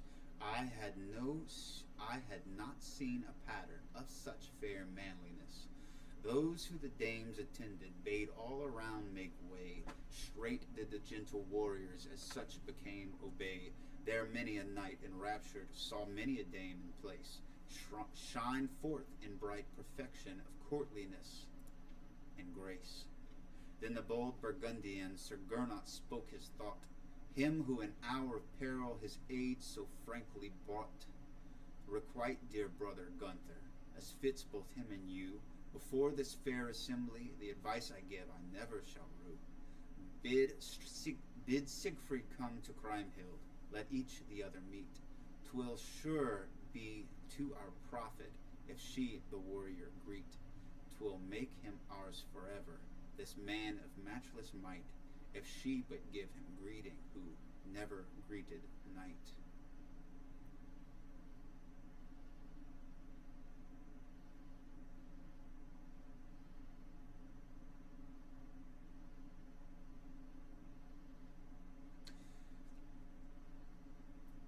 Then went King Gunther's kinsmen, a high-born haughty band, and found and fair saluted the knight of Netherland. The king of court invites you, such favor have you won. His sister there will greet you, to honor you is done. Glad man was then Sir Siegfried, at this unlooked for gain. His heart was full of pleasure, without alloy of pain, to see and meet so friendly fair, Uta's fairer child. Then greeted she the warrior maidenly and mild. maidenly and mild. There should he, the high-minded, beneath her star-bright eye, his cheek as fire as glowing, then said she modestly, Sir Siegfried, you are welcome, noble knight and good. Yet loftier at their greeting rose his lofty mood. He bowed with soft emotion and thanked the blushing fair. Love's strong constraint together impelled the enamored pair. Their longing eyes encountered, their glances every one, bound knight and maid forever, yet all by stealth was done, that in the warmth of passion he pressed her lily hand. I do not know for certain, but well can understand. 'Twere surely past believing they ventured not on this, two loving hearts so meeting, else had done amiss. No more in pride of summer, nor in bloom of May, knew he such heartfelt pleasure as on this happy day, when she than May more blooming, more bright than summer's pride, his own a dream no longer, was standing by his side. Then thought full many a champion, with this had happened to me, to be with lovely Kriemhild, as Siegfried now I see, or closer e'en than Siegfried, were when well were I then, I ween, never yet was champion who so deserved the queen. Whatever the king or country of the guests assembled there, all could look on nothing save on that gentle pair. Now 'twas allowed that Kriemhild, the peerless knight, should kiss. Never in the world had drained her he so full a draught of bliss. Then spake the king of Denmark, the gathered crown before, because of this high greeting lie many wounded sore. As I know to my sorrow, by Siegfried's might and main, God grant he never to Denmark may find his way again. Then 'twas proclaimed on all sides, to make for Kriemhild way. Straight went to church the maiden in royal rich array, with a bold train of warriors, a fair and courtly sight. There soon from her was parted the lofty-minded knight. She now the minister entered, her followed many a dame. There so her stately beauty, her rich attire became, that drooped each high aspiring, born but at once to die. Sure was that maid created to ravish every eye. Scarce could wake Sir Siegfried till the mass was sung. Well might he thank his fortune that all those knights among to him inclined the maiden whom still in heart he bore, while he to her as fitted returned as much or more. When now before the minister after the mass she stood, again to come beside her was called the champion good. Then first by that sweet maiden thanks to the knights were given, that he before his comrades were so warrior-like had striven. God you reward, Sir Siegfried, said the noble child, for all your high deservings and honor's bead-roll filled, the which I know from all men have won your fame and grace. Sir Siegfried, love bewildered, looked Kriemhild in the face. Ever said he, your brethren, I'll serve as best I may, nor once while I have being will head on the pillow lay, till I have done to please them whatever they bid me do. And this, my lady Kriemhild, is all for love of you.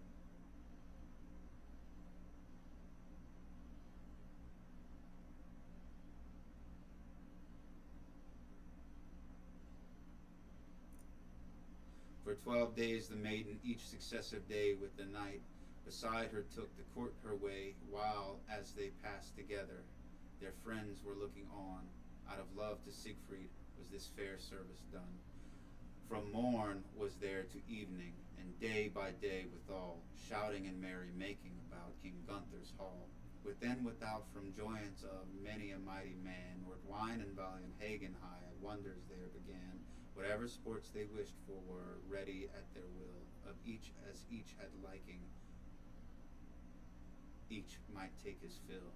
Thus proved were Gunther's warriors by stranger chivalry, whence fame accrued and honor to all broad Burgundy. They too who lay sore wounded crept forth to the free air. They longed with loving comrades the gentle sports to share, to skirmish with the buckler, to hurl the spit amain, and most through such fair pastime came to full strength again. The host of that high festival, all and some had cheer, With meats and drinks the choicest, he kept him ever clear from blame or aught unkindly in action or intent. And now with friendly purpose to his guests he went. Said he, good knights and noble, ere you hence retire, receive the gifts I offer as proofs of my desire, and all I can to serve you. This I'm resolved to do. Disdain not now the riches I gladly share with you. Straight the men of Denmark to the king replied, ere hence we part and homeward to our own country ride. A lasting peace assure us, such peace must captives need, who have seen their dearest comrades beneath your champions bleed. Now whole again was Ludegast, and all his gashes healed. The Saxon too recovered after that luckless field.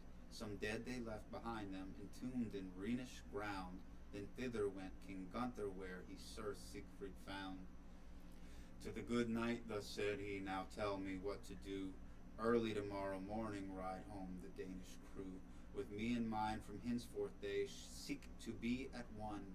Therefore advise me, Siegfried, what best is to be done. What these two monarchs offer, I'll to you declare, as much as steeds 500 of shining gold can bear. That will they gladly give me, to set them free at will. Then answered noble Siegfried, you then would do but ill. Better hence unfettered let both together go, and that neither warrior henceforth as a foe venture to make entry on Burgundian land. For this, in full assurance, let either give his hand. Your counsel I will follow,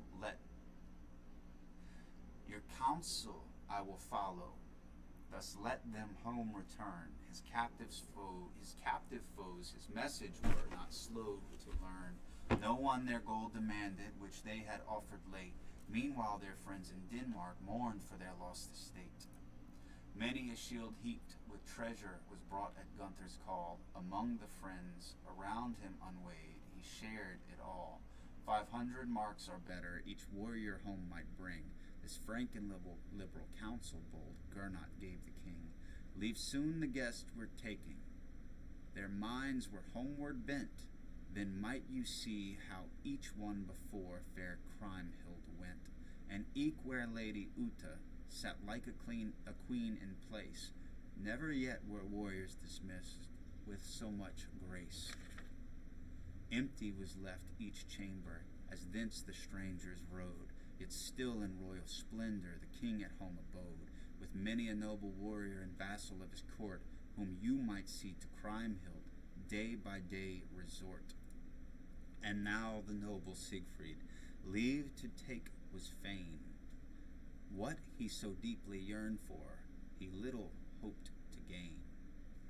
It was told King Gunther, that he would hence away. 'Twas Gisler, the youthful, that won the chief to stay. Why would you leave us, Siegfried, noble friend and true? Tarry here among us, what I entreat you do. With Gunther and his liegemen, warriors frank and free, here are store of lovely ladies whom you may gladly see. Then spake the valiant Siegfried, lead in the steeds again. Forthwith to ride I purposed, but now will here remain, and back to bear the bucklers. Indeed I homeward yearned, but Gisler with honor my fixed intent has turned. So stayed the bold Sir Siegfried, for love and friendship's sake, nor surely could he elsewhere so gladly tarriance make, as at the court of Gunther, for there throughout his stay, the love-devoted warrior saw Kriemhild every day. Through her unmeasured beauty, Sir Siegfried lingered there, his friends with many a pastime charm from him every care. Save longing love for Kriemhild, this moved him oft to sigh. This too thereafter brought him most miserably to die. Sixth adventure. I'll be back.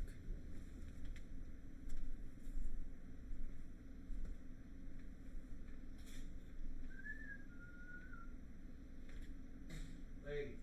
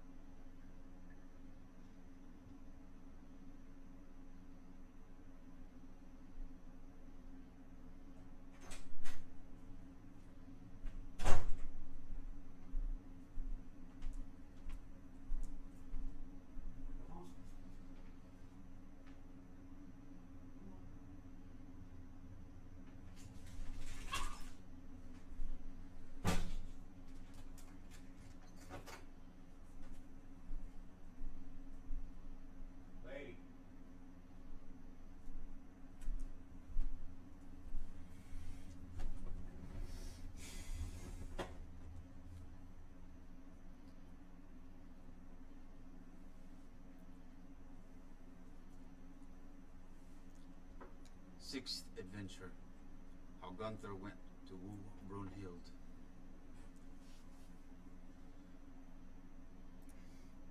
Beyond the Rhine, high tidings again were noised around. There many a maid was dwelling for beauty wide renowned. And one of these King Gunther was said designed to woo. Well pleased the monarch's purpose, his knights and liegemen too. There was a queen high seated afar beyond the sea, never wielded scepter a mightier than she. For beauty she was matchless, for strength without a peer. Her love to him she offered, who could pass her at the spear? She threw the stone and bounded behind it to the mark.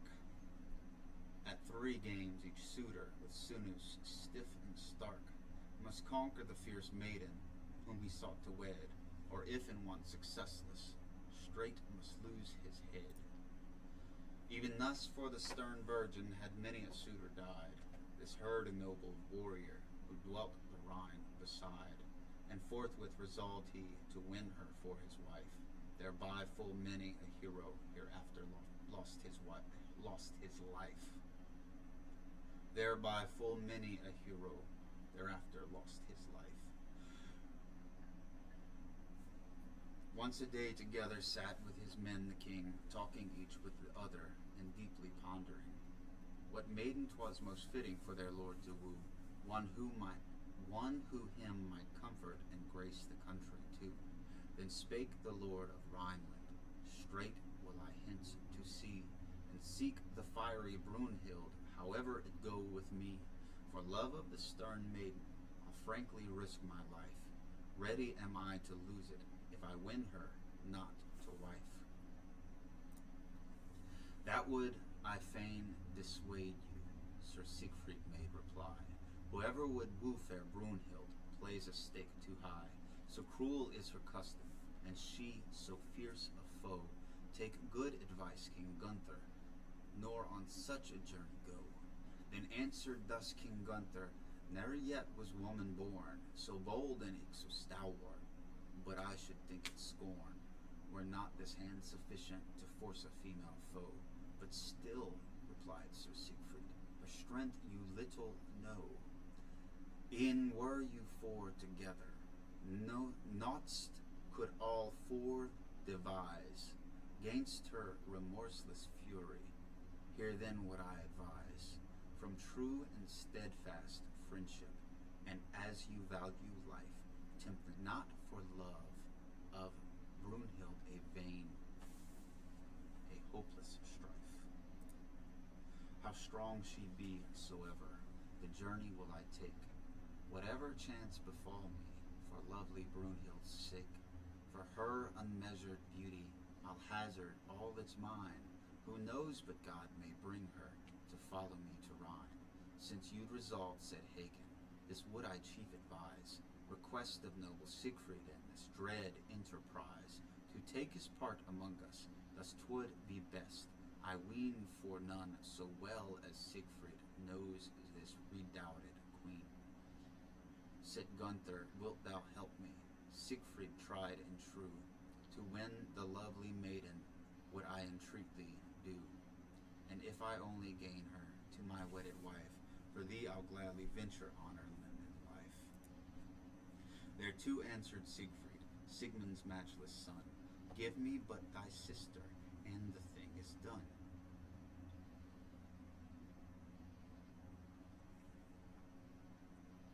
The stately queen fair Kriemhild, let me only gain.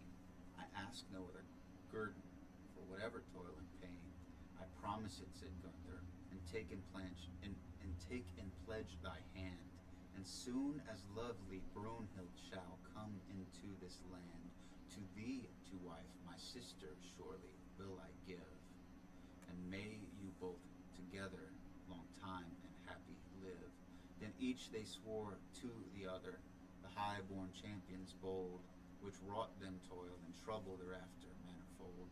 Ere to full completion they brought their high design, and led at last the lady to the banks of the Rhine.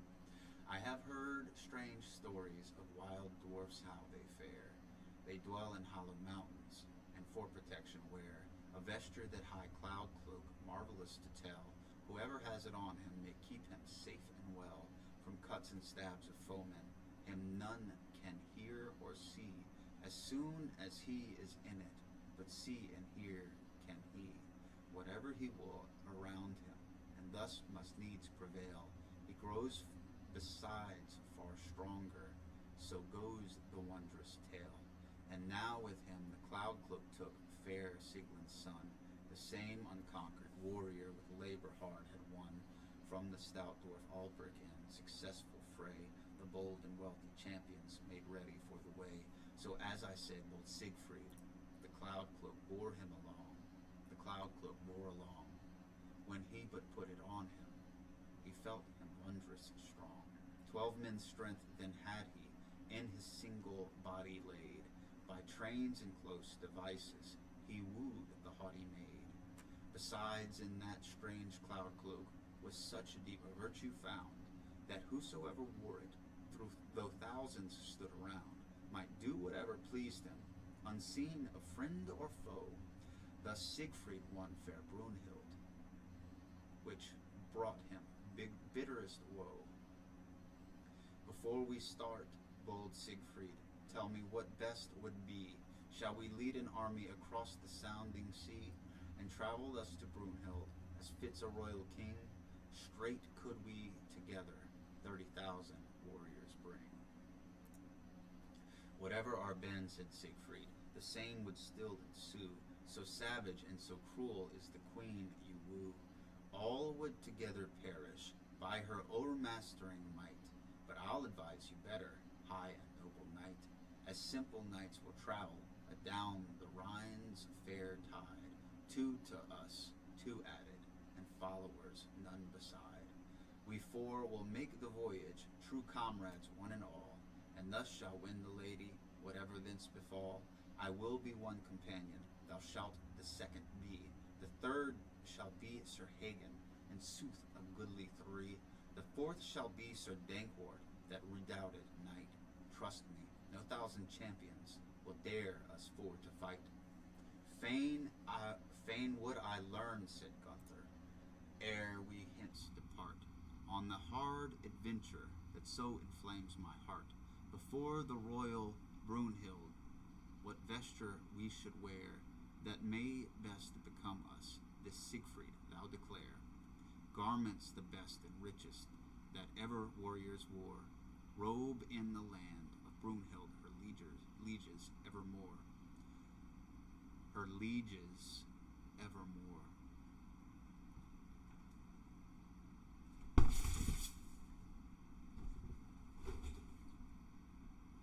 Cat. It was a cat. And we should make the lady arrayed at least as well, so shame will never await us when men our tale shall tell. Then answered good King Gunther, I'll to my mother dear, that she and her fair maidens, ere we for Iceland steer, may furnish us with raiment and full and copious store, which we may wear with honor, and the stately queen before. Hagen, the knight of Trony, then spake in courtly wise, why would you ask your mother such service to devise? If only your fair sister our purpose understood, she's in all art so skillful, the clothes would needs be good. Then sent he to his sister, that he'd to her repair, and with him only Siegfried, ere they could thither fare. Kriemhild in choicest vesture her beauty had arrayed, little did their coming displease the gentle maid, and decked too were her women, as them best became. Now were at hand the princess, straight the queenly dame, as she beheld them coming, rose stately from her seat, and went the noble stranger, and her brother too to greet. Welcome to my brother, and to his comrade dear, said the graceful maiden, your news I fain would hear. Tell me what brings you hither, what deeds are now to do. Let me know how fares it, noble knights, with you.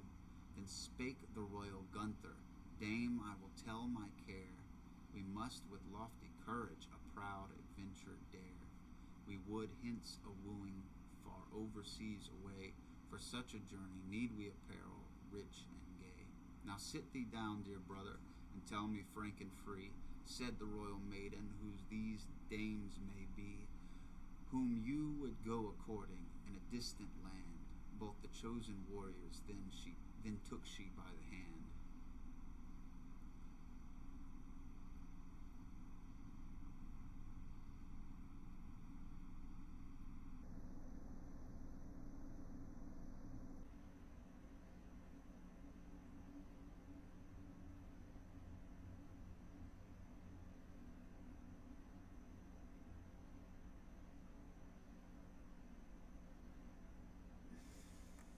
Anon she both led thither, where before she sat on rich embroidered cushions, I can vouch for that, o'erwrought with goodly figures, well raised in glittering gold.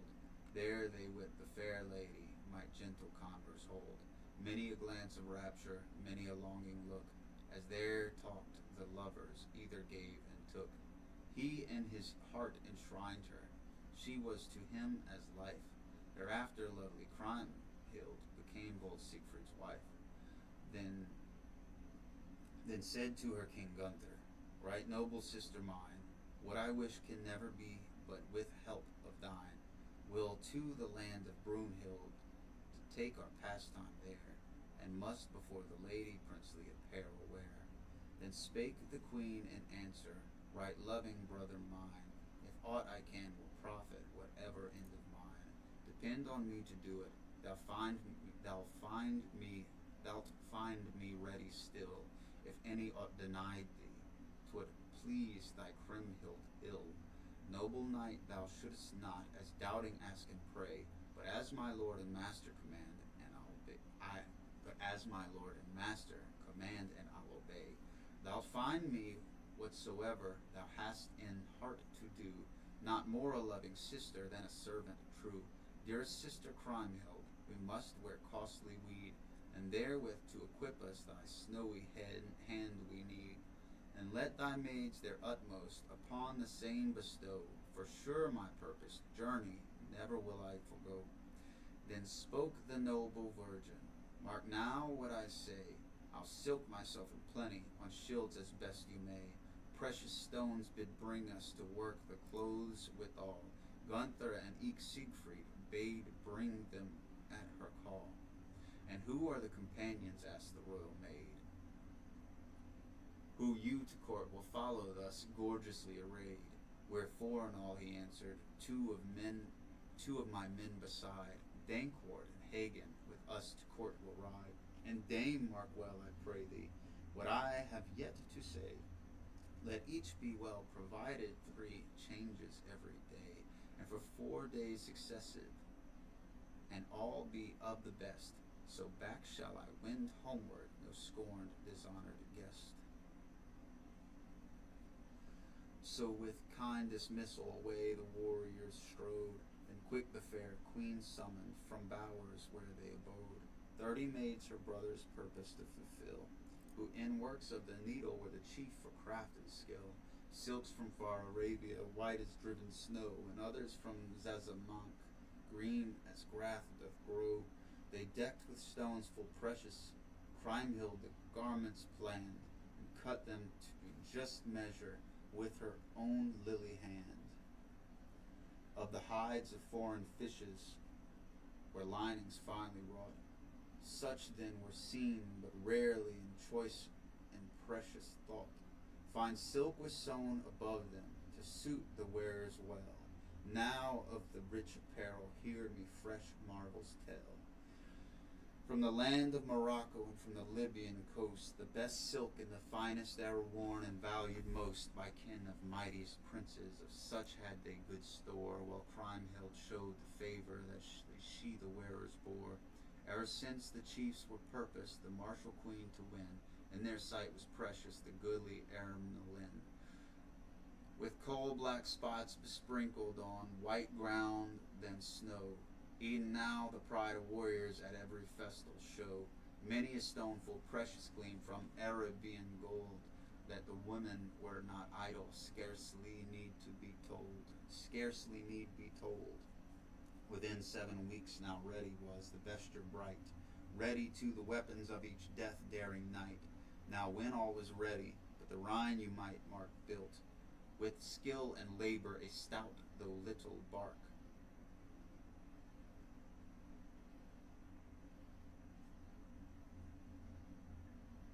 Wherein adown the river to sea they were to go, to the noble maidens their toil brought mickle woe. When now 'twas told the champions that the vesture gay, which they should carry with them, was ready for the way, and that naught impeded their firmly fixed design, no longer would they tarry by the banks of Rhine. So to their loving comrades a messenger was sent, that they the goodly vesture might see before they went, if it for the warriors too short were or too long. Much thanks they gave the women, when found was nothing wrong. Whomever met the warriors, all could not but admire, and all the world not any had seen such fair attire. At Brunhild's court 'twould surely become the wearers well, of better knightly garments not a tongue could tell. Much thanked was each fair seamstress for her successful toil, meanwhile on point of parting for a far and dangerous soil. The warriors would of Crumhold take leave in knightly wise, whereat moist clouds of sorrow bedimmed her sun-bright eyes. Said she, why thus, dear brother, to foreign regions run? Stay here and woo another, that were far better done, than on so dire a venture to set your fame in life. You'll find among our neighbors a fairer, nobler wife. Then hearts I ween foreboded, that thence was to befall. How spake they ever boldly, so wept they one and all. Their tears the gold moistened, that on their breasts there wore, so thick they from their eyelids streamed down upon the floor. To you, said she, Sir Siegfried, at least may I resign, to your faith, to your honor, to this brother dear of mine, that no mischance beset him in Brunhild's fatal land. Straight promised he the maiden, and clasped her clay-cold hand. Then spake the loving champion, long as I have life, dismiss the cares, fair lady, that in your breast are rife. I'll bring you back your brother safe and well apaid. Take that for sure and certain, low bowed the thankful maid. Their golden-colored bucklers were borne down to the strand, with all their costly venture, and softly led in hand. Were their high-mettled chargers, they now would straight depart. Then many an eye was weeping, and throbbing many a heart. Fair maids stood at the windows as they hoisted sail. The bark rocked, and the canvas flapped with the freshening gale. So on the Rhine were seated the comrades frank and free. Then said good King Gunther, who shall our steersman be? I will, said noble Siegfried, well all our course I know, well the tides and currents, how they shift and flow. Trust me, good knight, to pilot you and your company. So from Worms and Rhineland they parted joyously. With the straight seized Sir Siegfried a pole that lay at hand, and with strong effort straining gan push off from the strand. Gunther himself at ready took in hand an oar, so fell off the vessel and parted from the shore. They had on board rich viands, there too good store of wine, the best that could be met with e'en on the banks of Rhine. Their steeds in easy quarters stood tractable and still. The level bark ran smoothly, nothing with them went ill. Their sails swelled to the breezes, the ropes were stretched and tight. Miles they ran full 20 ere the fall of night. With a fair wind to seaward down dropped the gallant crew. Their dames had cause long after their high enterprise to rue. By the 12th bright morning, as we have heard it told, the winds the bark had wafted to the warriors bold. Towards Eisenstein, a fortress in the martial maiden's land, 'twas only known to Siegfried of all the adventurers' band. Soon as saw King Gunther, wondering as well he might, the far the far-stretched coast, and castles frowning from every height. Look, friend, said he, Sir Siegfried, if thou knowest, declare whose are all these fair castles, and all this land as fair. In all my life, surely, the simple truth to tell, I never met with castles planned and built so well. Anywhere soever, and here before us stand, we must needs be mighty, who took such work in hand. Thereto made answer Siegfried, well, what you ask I know. Brunhild's are all these castles, this land so far, so fair a show, and Eisenstein this fortress. 'Tis true what now I say. Here will you meet Sir Gunther, many a fair dame today. I'll give you counsel, heroes, even as it seems me good. Keep in one tale together, be this well understood. Today we must, as fits us, at Brunhild's courts be seen. We must be wise and wary when we stand before the queen. When we behold the fair one and all her train around, let but this single story in all your mouths be found, that Gunther is my master, and I am but his man. To give him all his longing, you'll find no surer plan. 'Tis not so much for thy sake I own such part I bear, as for thy sister Kriemhild's, the fairest of the fair. She to me is ever as my own soul and life. Fain do I such low service to win her for my wife. With one accord they promised to do as he desired, none through pride or envy to thwart his wish aspired. So all took Siegfried's counsel, and sure it brought them good. Soon after, when King Gunther before Queen Brunhild stood. Seventh adventure. How Gunther won Brunhild. Meanwhile the bark had drifted unto the shore so high, beneath the how.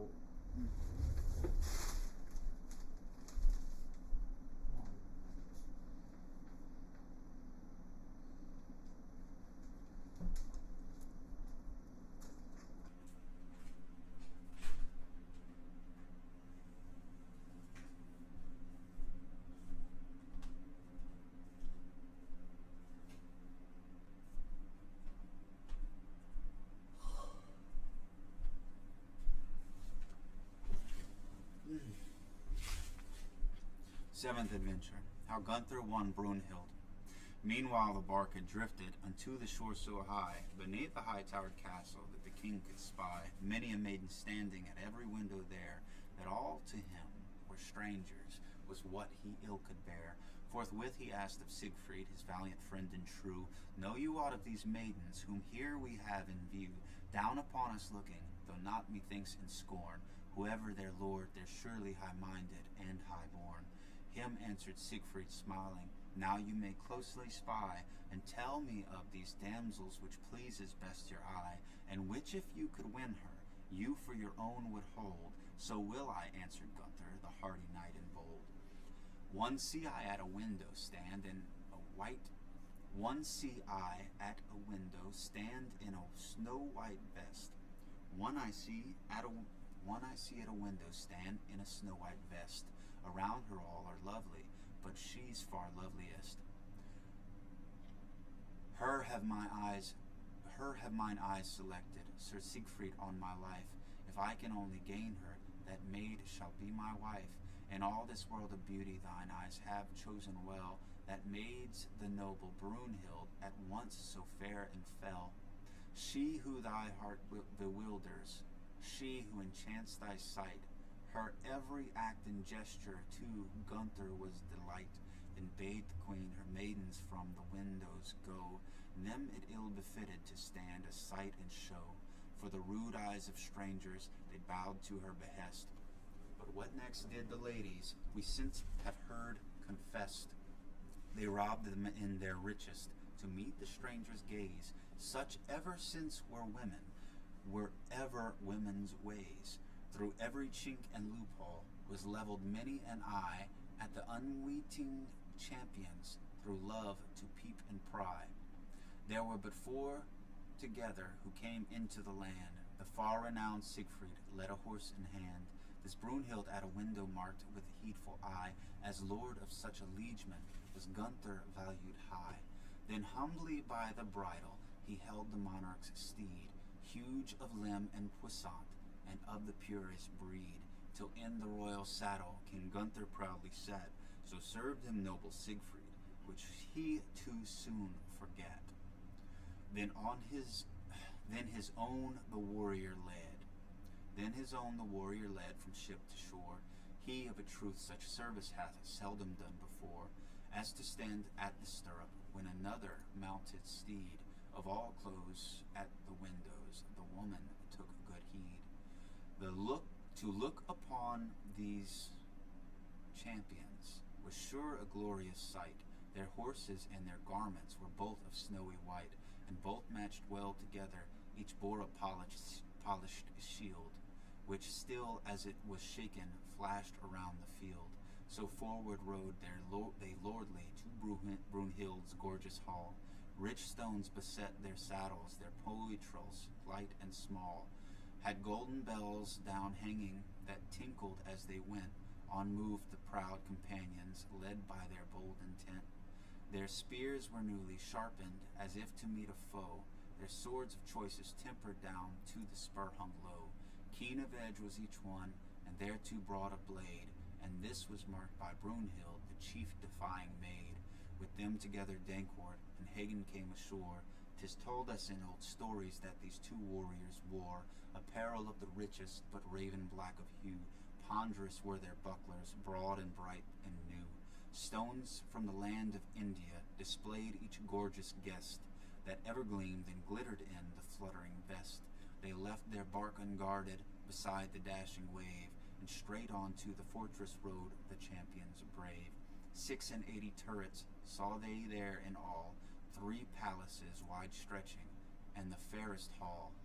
Of the purest marble, never was grass so green, where with her fair damsels sat the fairer queen. Unlocked with straight the castle, the gates flew open wide. Up in haste to meet them, Brunhild's liegemen hied, and bade the strangers welcome to their lady's hand, and took his horse from each one, and the shield from every hand. And Chamberlain then bespoke him, "Be pleased to give us now your swords and glittering breastplates, that can we never allow."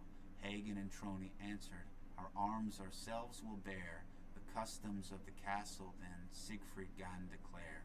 "'Tis the use of this castle, as I can well attest, that never warlike weapons should there be borne by guest. 'Twere best to keep the custom, let the arms aside be laid." Hagen, Gunther's liegeman, unwillingly obeyed. Wine to the guests they offered, and goodly welcome gave. Then might you see apparelled in princely raiment brave, many a stately warrior on to court that passed, and many a glance of wonder upon the strangers cast. Meanwhile to fair Queen Brunhild one came and made report, that certain foreign warriors had come unto her court, and sumptuous apparel wafted upon the flood. Then thus began to question the maiden fair and good. "Now tell me," said the princess, "and let the truth be shown, who are these haughty champions from foreign shores unknown, whom there I see so stately, standing in rich array, and on what hard adventure have they hither found their way?" One of her court then answered, "I can aver, fair queen, of this stout troop of warriors none have I ever seen, save one who's much like Siegfried, if I may trust my eyes. Him well receive and welcome, this is what I advise." The next of her companions, he of the lofty mien, if his power match his person, is some great king, I ween, and rules with mighty scepter broad, and princely lad, see how among his comrades so lordly there he stands. Kind of messed that one up. The next of the companions, he of the lofty mien, if his power match his person, is some great king, I ween, and rules with mighty scepter broad. If his the next of the next of the companions, he of the lofty mien, his power matches person, is some great king I ween, and rules with mighty scepter broad and princely lands. See how among his comrades so lordly there he stands. The third of the companions, a lowering brow has he, and yet, fair queen, you rarely a manlier form may see. Note but his fiery glances, how quick around they dart. Firm is, I ween, his courage, and pitiless his heart. The fourth knight is the youngest, he with the downy cheek, so maidenly in manner, so modest and so meek. How gentle all his bearing, how soft his lovely cheer, yet we all should rue it, should wrong be done him here. How mild soe'er his manner, how fair soe'r his frame, cause would he give for weeping to many a high-born dame. Where he once stirred to anger, sure he's a warrior grim, trained in all knightly practice, bold of heart and strong of limb. Then spake the royal Brunhild, bring me my vesture straight, if far renowned Siegfried aspire to be my mate, and is hither come to woo me, on the cast is set his life. I fear him not so deeply as to yield me for his wife. Soon was the late lovely Brunhild in her robes arrayed, with their lovely mistress went many a lovely maid, better than 100, and all were richly dight. For the noble strangers I trow a goodly sight. With them of Brunhild's warriors advanced the chosen band, better than 500, each bearing sword in hand. The very flower of Island, 'twas a fair yet fearful scene. The strangers rose undaunted as near them came the queen. Soon as the noble Siegfried met the fair Brunhild's sight, in her modest manner she thus bespoke the knight. You're welcome, good Sir Siegfried. Now if it please you, show what cause has brought you hither, that I would gladly know. 1,000 thanks, Dame Brunhild, the warrior made reply, that thou hast deigned to greet me before my better nigh. Before this noble hero, to whom I must give place, he is my lord and master, his rather be the grace. On the Rhine is his kingdom. What should I further say? Through love of thee, fair lady, we've sailed this weary way. He is resolved to woo thee, whatever thence betide. So now betimes, bethink thee, he'll never renounce his bride. For the monarch's name is Gunther, a rich and mighty king. This will alone content him, thee to the Rhine to bring. For thee above the billows, with him for thee above the billows, with him I've rather. For thee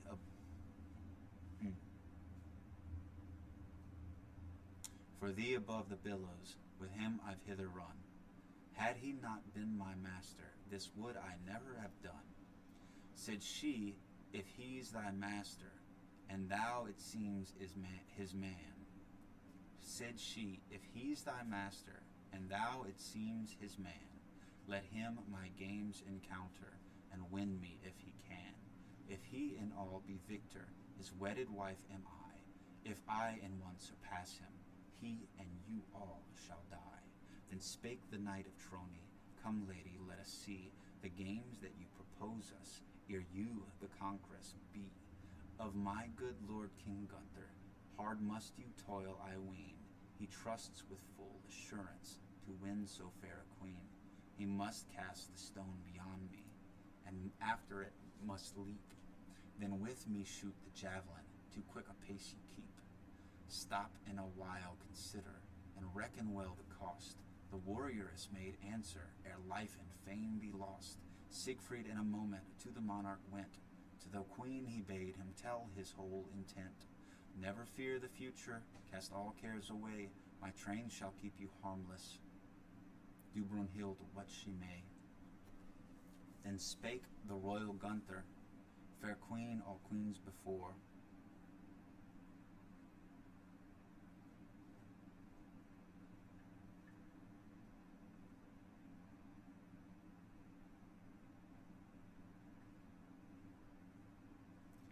Then spake the royal Gunther, Fair queen, all queens before, now say what you command us, and were it yet and more, for the sake of your beauty, be sure I'd all abide.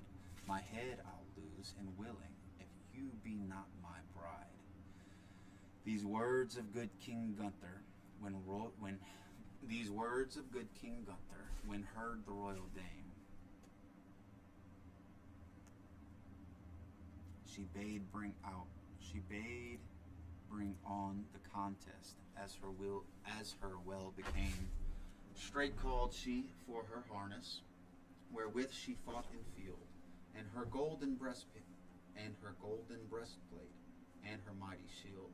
Then a silken surcoat on the stern maiden drew, which in all her battle steel had cut never through.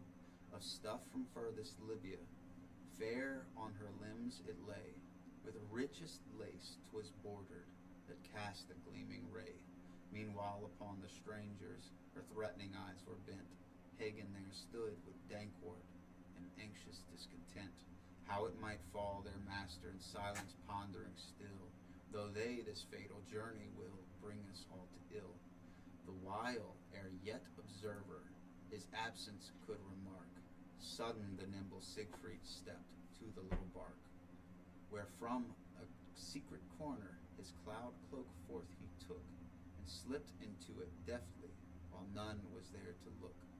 Back in haste returned he, there many a knight he saw, wherefore the sports Queen Brunhild was laying down the law.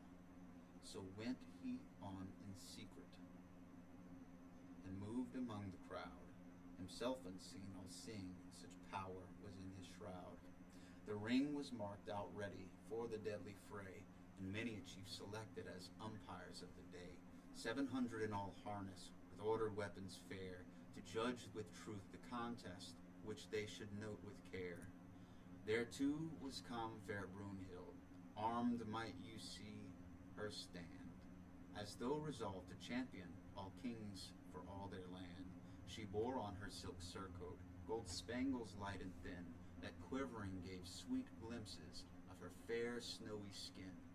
Then came on her followers, and forward to the field of ruddy gold far sparkling bore a mighty shield, thick and broad and weighty, with studs of steel o'erlaid, the which was wont in battle to wield the martial maid. As thong to that huge buckler, a gorgeous band there lay, precious stones beset it, as green as grass in May.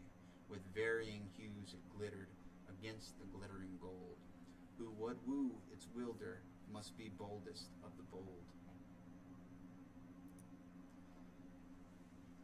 Beneath its folds enormous, 3 spans thick was the shield. If all be true, they tell us that Brunhild bore in field, of steel and gold compacted, all gorgeously it glowed. 4 chamberlains that bore it staggered beneath the load.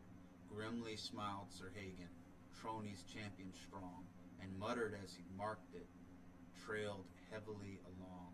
How now, my lord King Gunther, who thinks to scape with life, this love of yours and lady, faith she's the devil's wife. Hear yet more of the vesture worn by the haughty dame, from Azagok resplendent her silken surcoat came, of all surpassing richness, that from about her shone the eye bedimming luster of many a precious stone. Then to the maid was carried heavily and slow a strong well-sharpened javelin, which she ever used to throw, huge and of weight enormous, fit for so strong a queen, cutting deep and deadly with its edges keen, to form the mighty spear hand. A wondrous work was done. 3 weights of iron and better were welded into one. The same 3 men of Brunhild scarcely along could bring, whereat deeply pondered the stout Burgundian king. To himself thus thought he, what have I not to fear? The devil himself could scarcely scape from such danger clear. In sooth, if I were only in safety by the Rhine, long might remain this maiden free from all suit of mine. So thinking luckless Gunther his love repented sore, forthwith to him only his weapons pages bore, and now stood clad the monarch in arms of mighty cost. Hagen, through sheer vexation, his wits had nearly lost. On this Hagen's brother undaunted Dankwart spake, would we had never sailed hither for this fell maiden's sake. Once we passed for warriors, sure we have cause to rue, ingloriously thus dying, and by a woman too. Full bitterly it irks me to have come into this land, had but my brother Hagen his weapons in his hand, and I with mine were by him, proud Brunhild's chivalry, for all their overweening, would hold their heads less high.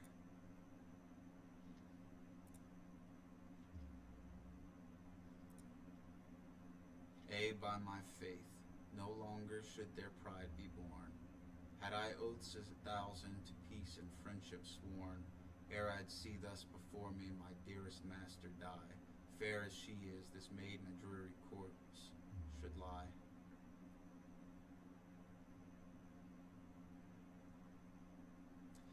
Said his brother Hagen, we well could quit this land, as free as we came hither, were but our arms at hand, each with his breast in harness, his good sword by his side.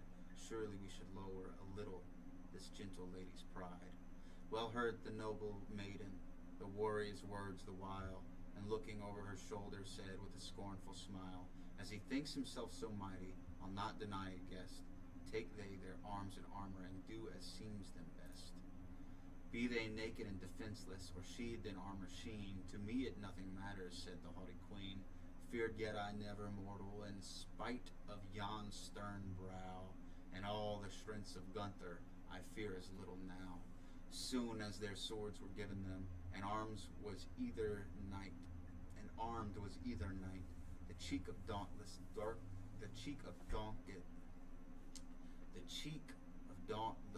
Dankwart reddened with delight. Now let them sport as likes them, nothing, said he, care I. Safe is noble Gunther, with us in armor by. Then was the strength of Brunhild to each beholder shown.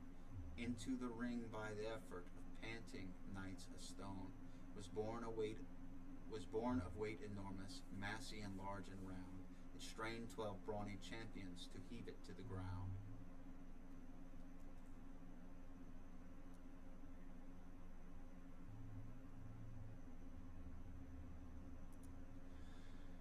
This would she cast at all times when she had hurled this would she cast at all times when she hurled the This would she cast at all times when she had hurled the spear, the sight of bold Burgundians filled with care and fear. Quoth Hagen, she's a darling to lie by Gunther's side. Better the foul fiend take her to serve him as a bride. Her sleeve back turned the maiden, and barred her arm of snow. Her heavy shield she handled, and brandished to and fro. High over her head the javelin, thus began the strife. Bold as they were, the strangers each trembled for his life. And had not then to help him come Siegfried to his side. At once by that grim maiden had good King Gunther died.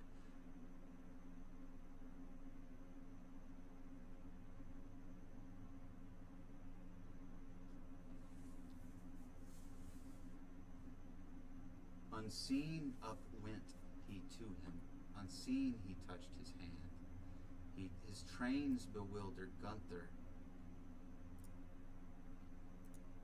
was slow to understand. His trains bewildered Gunther was slow to understand. Who was it just now touched me? Thought he, and stared around. To see who could be near him, not a soul he found. Said the other, I am Siegfried, thy trusty friend and true. Be not in fear moment, for all the queen can do. Said he, off with the buckler, and give it me to bear. Now what I shall advise thee, mark with thy closest care. Be it thine to make the gestures, and mine the work to do. Glad man was then King Gunther, when he his helpmate knew. But all my trains keep secret, thus for us both 'twere best. Else this overweening maiden, be sure, will never rest, till her grudge against thee to full effect she bring. She were to stand, see where she stands, to face thee so sternly in the ring. With all her strength the javelin, the forceful maiden threw, that came upon the buckler massy, broad and new, that in his hand unshaken the son of Sieglin bore. Sparks from the steel came streaming, as if the breeze before. Right through the groaning buckler the spear tempestuously broke. Fire from the mail link sparkled beneath the thundering stroke. Those two mighty champions staggered from side to side, but for the wondrous cloud cloak both on the spot had died. From the mouth of Siegfried burst the gushing blood. Soon he again sprung forward. From the mouth of Siegfried burst the gushing blood. Soon he again sprung forward. Straight snatched the hero good the spear that through his buckler she just had hurled amain, and sent it at its mistress in thunder back again. Thought he 'twere sure a pity so fair a maid to slay, so he reversed the javelin and turned the point away. Yet with the butt end foremost, so forceful was the throw, that the sore-smitten damsel tottered to and fro. From her mail fire sparkled, as driven before a blast. With such huge strength the javelin by Siegfried's son was cast, that 'gainst the furious impulse she could no longer stand. A stroke so sturdy never could come from Gunther's hand. Up in a trice she started, and straight her silence broke. Noble knight Sir Gunther, thank thee for the stroke. She thought 'twas Gunther's manhood had laid her on the lee. No, 'twas not he had felled her, but a mightier far than he. Then turned aside the maiden, angry was her mood. On high the stone she lifted, rugged and round and rude, and brandished it with fury, and far before her flung. Then bounded quick behind it, that loud her armor rung. 12 fathoms length, or better, the mighty mass was thrown, but the maiden bounded further than the stone. To where the stone was lying, Siegfried fleetly flew. Gunther did but lift it, unseen it was who threw. Bold, tall, and strong was Siegfried, the first all knights among. He threw the stone far further, behind it further sprung. His wondrous arts had made him so more than mortal strong, that with him as he bounded, he bore the king along. The leap was seen of all men. There lay as plain the stone, but seen was no one near it, save Gunther all alone. Brunhild was red with anger, quick came her panting breath. Siegfried had rescued Gunther that day from certain death.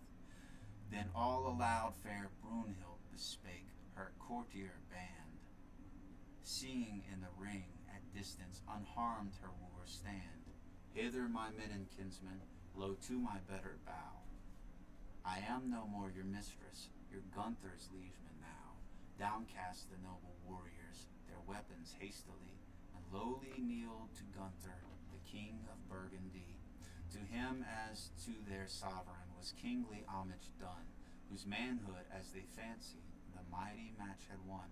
He fair the chief saluted, bending with gracious look, then by the hand the maiden her conquering suitor took, and granted him to govern the land with sovereign sway, whereat the warlike nobles were joyous and all gay.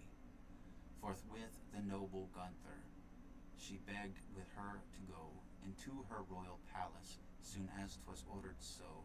To his knights her servants such friendly court gan make, that Hagen, Ian, and Dankwart could it but kindly take. Wise was the nimble Siegfried, he left them there a space, and slyly took the cloud cloak back to its hiding place. Returned then in an instant, where sat the ladies fair, and straight his fraud to cover, bespoke King Gunther there. Why dally, gracious master, why not the games begin? which by the queen to prove you have here appointed been. Come, let us see the contest, and mark each knightly stroke, as though he had seen nothing, the crafty warrior spoke. Why how can this have happened, said the o'ermastered queen, that as it seems Sir Siegfried, the games you have not seen, which gainst me good King Gunther has gained with wondrous might? The word then up took Hagen, the stern Burgundian knight. Our minds indeed you troubled, our hopes o'erclouded dark. Meanwhile the good knight Siegfried was busy at the bark, while the lord of Rhineland the game against you won. Thus said King Gunther's liegeman, he knows not what was done. Well pleased am I, said Siegfried. Well pleased am I, Siegfried. Well pleased am I, said Siegfried, that one so proud and bold at length has found a master in one of mortal mold, and has been taught submission by this good lord of mine. Now must you, noble maiden, hence follow us to the Rhine. Thereto replied the damsel, it cannot yet be so. First must my men and kinsmen the intended journey know, to bring my friends together. Besides, it were surely fit to were wrong, methinks, so lightly my lands and all to quit. I'm going to take a pause and say that Gunther and Siegfried are garbage for tricking Brunhild. They must just be heroes because they didn't die. Because they don't seem to have a heroic bearing in any way, shape, or form. How cowardly to have another man win your wife for you. So messengers in hurry through all the country went, to liegemen and to kinsmen, and all her friends she sent. To Eisenstein she begged them to come without delay, and bade give all in plenty rich gifts and garments gay. Daily to Brunhild's castle early they rode and late, and troops from all sides flocking, and all in martial state. I said, frowning Hagen, I'll have we done, I fear. Surely 'twill be our ruin to wait this gathering here. Let her strength be only here together brought, and of the queen's intentions we little know or naught. If so her passion wills it, we're lost at once I trow. In sooth this dainty damsel was born to work us woe. Then spoke the valiant Siegfried, I'll undertake for all. Trust me, what now you look for, that shall never befall. Safe and sound to keep you, I'll hither bring a crew of fierce selected champions, of whom ye never knew. Boo-hoo. Enquire not of my journey, I hence must instant fare. The little while I'm absent, God have you in his care. Again here will I quickly with 1,000 men be found, the bravest and the boldest that ever moved on ground. Be sure then not to linger, the anxious Gunther said, for we meanwhile shall ever be longing for your aid. In a few days you'll see me at hand for your defense, and tell, said he, fair Brunhild, that you have sent me hence. Ugh. Well, it's good to know that the next time I hear the name Siegfried, it's not a true hero. Same thing with Gunther. I've heard their names before. No true hero. Yet another piece of shit. It's a shame.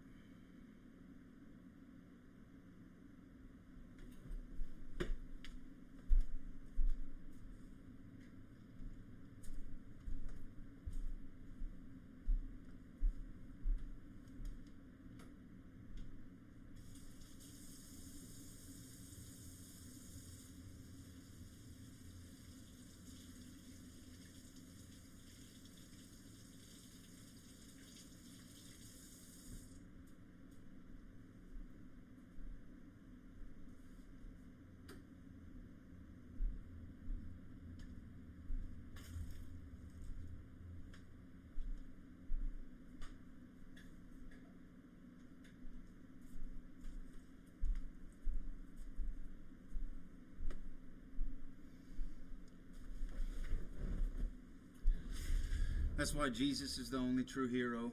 Everyone else is garbage.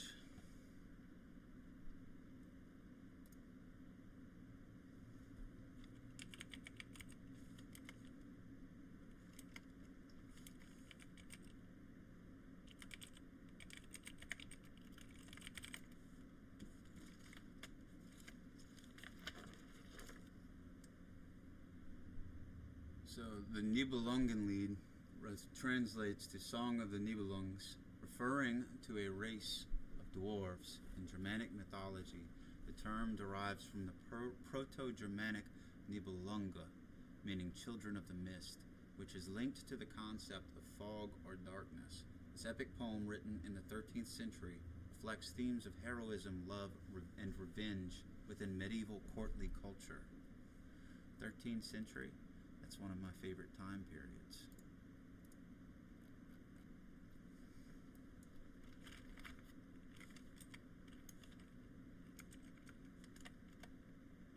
Annoying.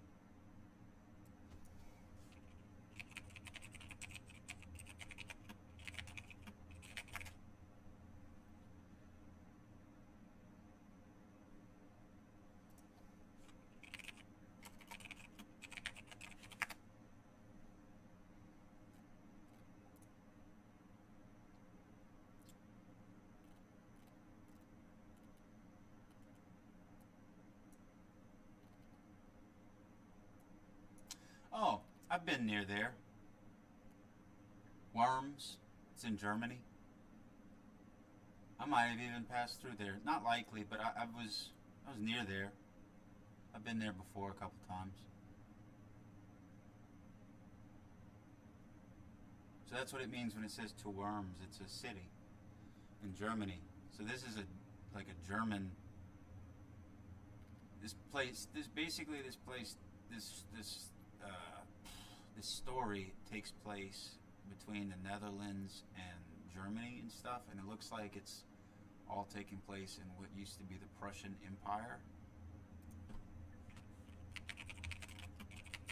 But this is from the 13th century, so the Prussian Empire I don't think was around then.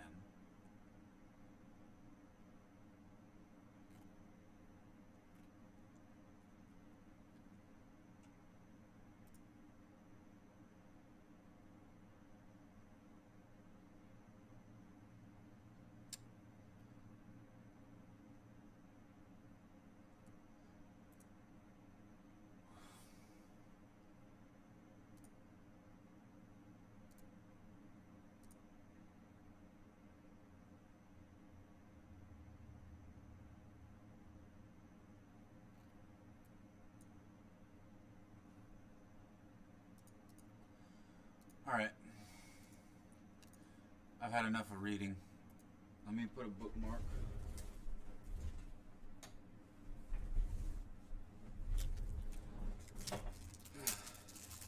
I'm not sure if I'm going to come back and read this one any further than right now. But I'll make an effort to do that. Let me write a sticky note of where I'm at.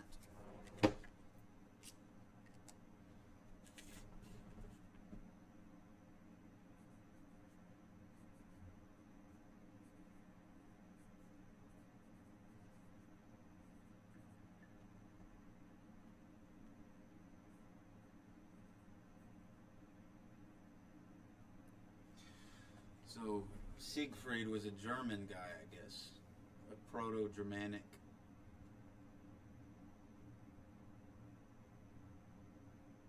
Hero, somewhere along there. Makes sense then. They were real full of themselves.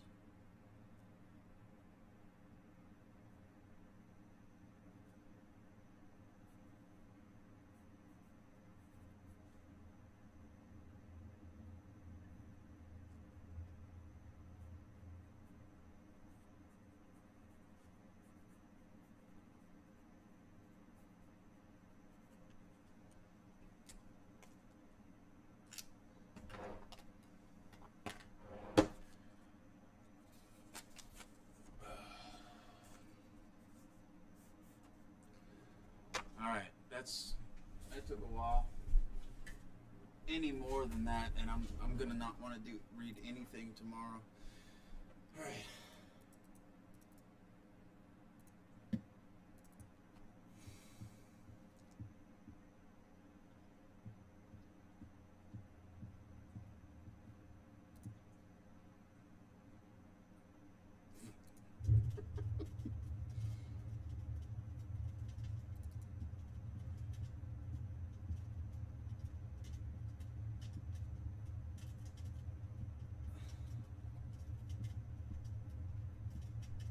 So maybe this is a story of, I don't know, are they trolls? Is that what they called? Would these be trolls? Another creature? Would these be the Nibelung? I don't know, is this the Mountain King from, what is that book? The name starts with a W.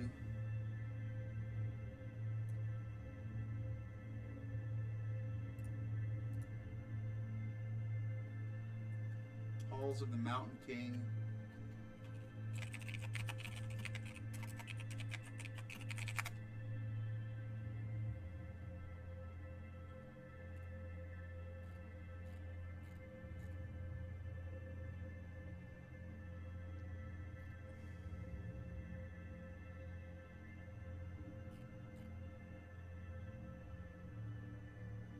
I can't remember the name of the main character.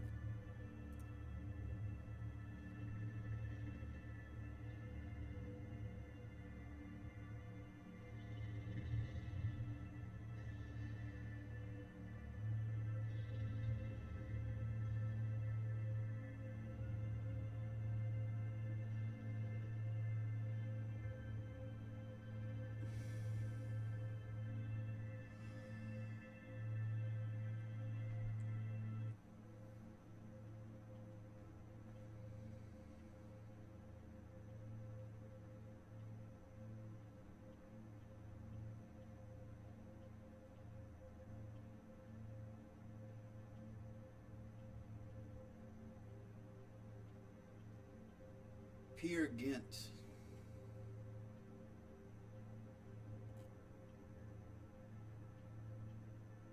So would this be Dovregubben?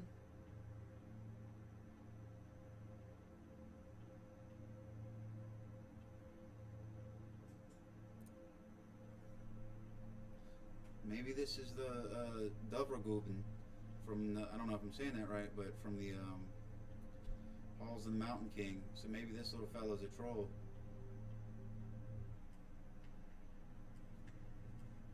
I guess it's a shade. But I think it's a Norwegian story.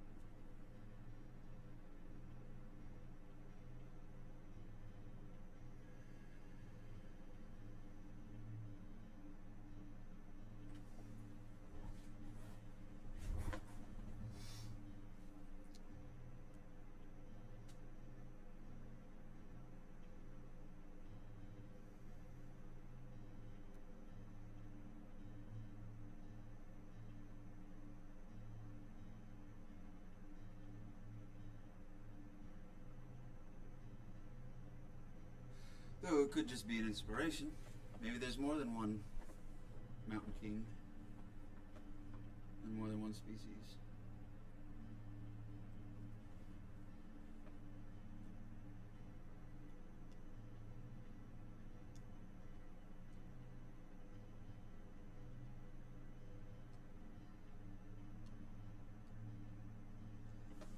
I'm gonna have to go to the gym soon. I didn't go last night. My sleep schedule was all messed up. But to be fair, back when I was in high school and college, this is around the time that I would go for a run. Of course, I was a male, so there was nothing to worry about. Don't go run around at night by yourself if you're a woman or weak. You're at much of a risk. There's people who will watch you and capture you. So if you're a woman, do not go run around at night by yourself. Don't even go run around during the day by yourself. Like, it's not worth it to be captured by some fool.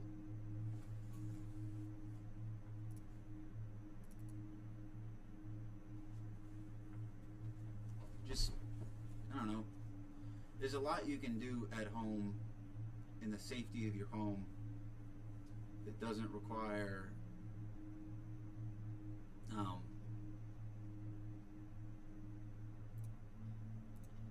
putting yourself in a dangerous situation. The world isn't as safe as people want to believe it is.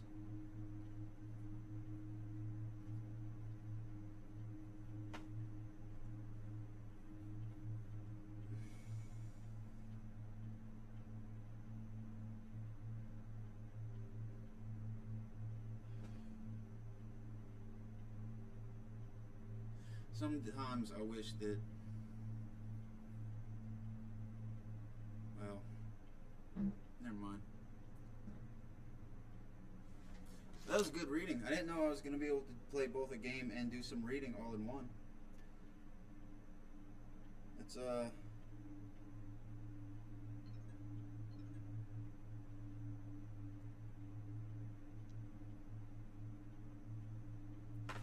gonna go look for something while Shade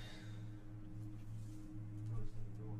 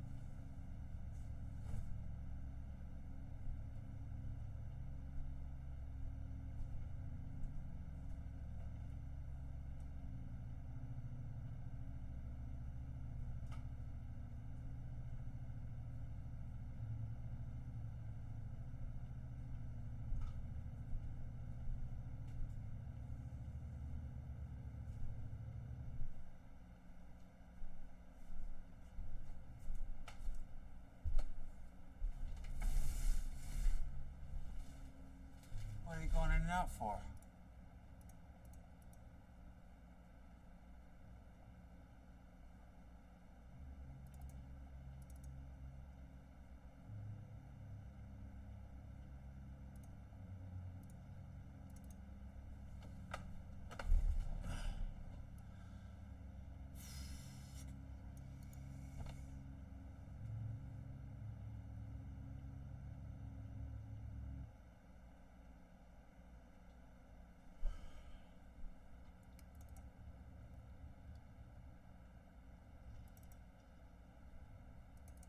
I think I saw something earlier.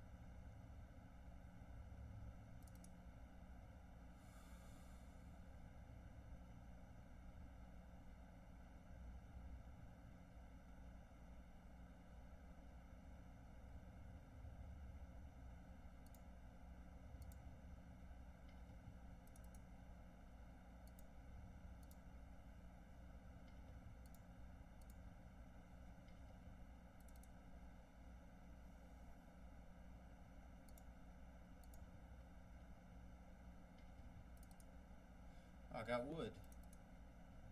A piece of wood. One of my biggest dreams is to build a bed someday.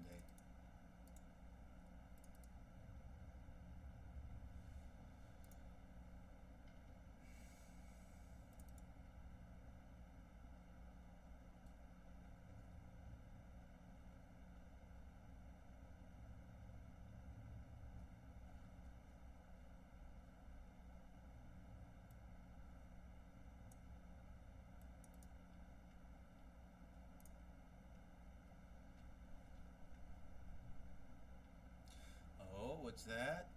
Is that a mattock?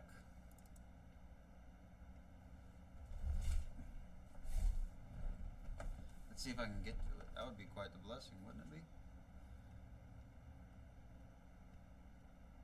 Hmm.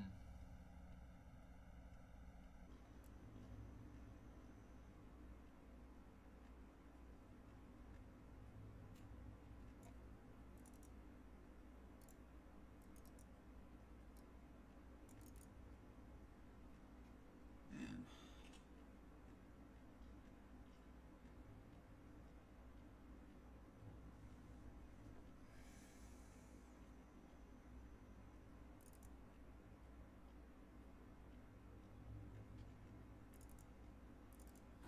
I keep looking for my stick.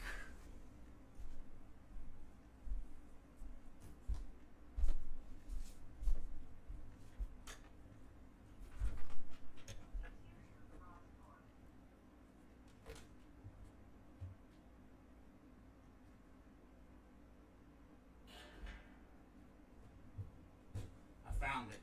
It was in the garage.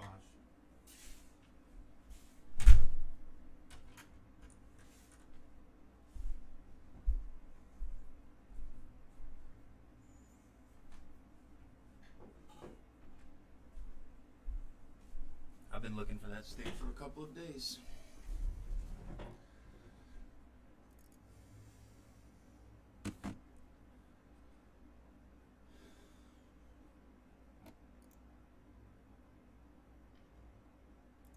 A piece of wood. I can't think of anything. Oh, I can get more pieces of wood.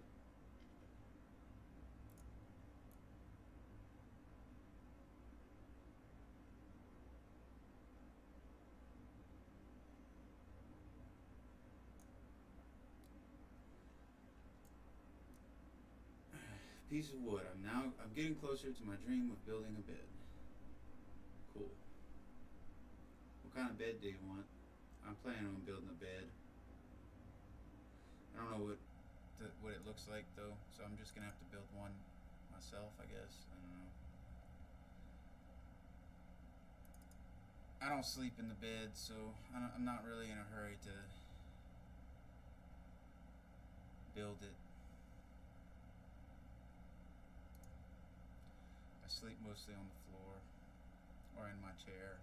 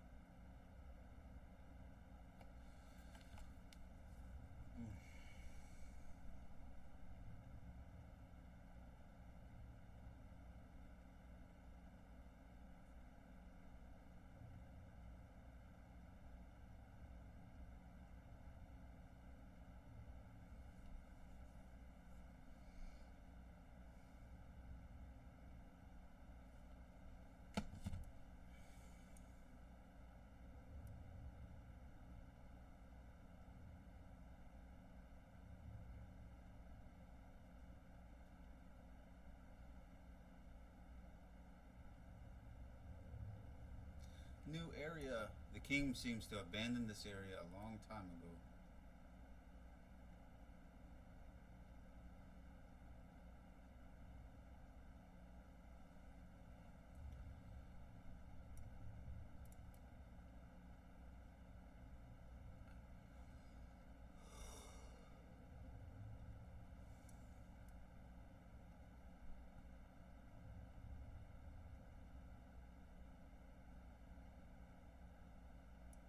I'm trying to find solutions to all my problems, but somehow I just keep running into walls.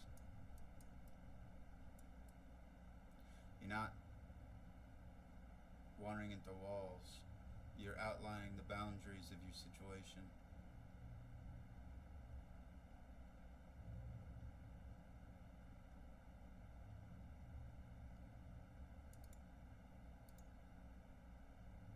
Nice. You made it up.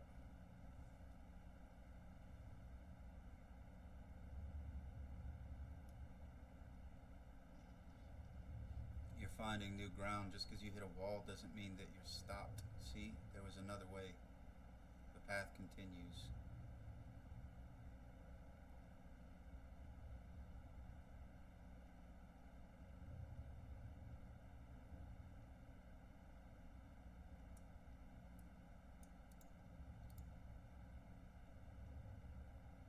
Looks like this is the end of my journey. I could try to move that stone over there, but that would be a miserable task.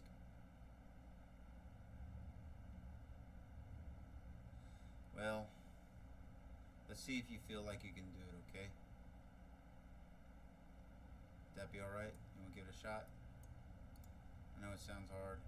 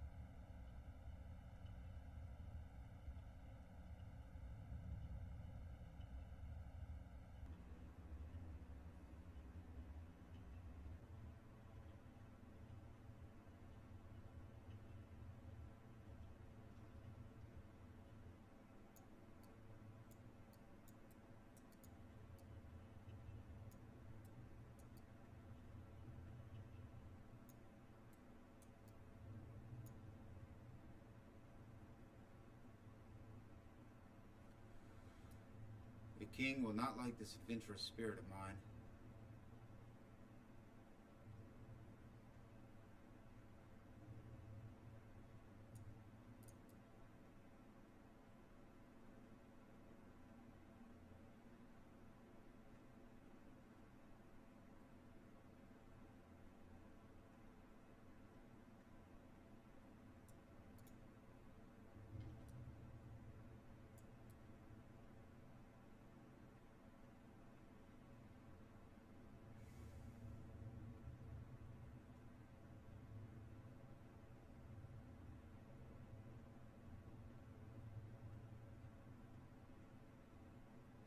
a new color.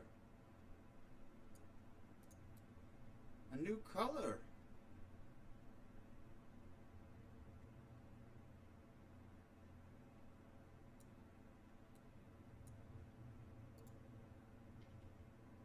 A piece of lapis lazuli. Now I can paint the blue sky I will never see.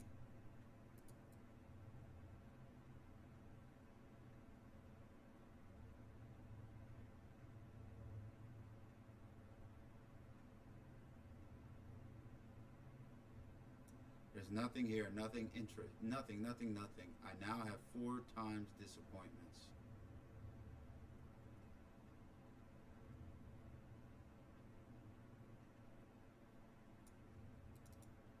Well, how's it a disappointment? You got that color.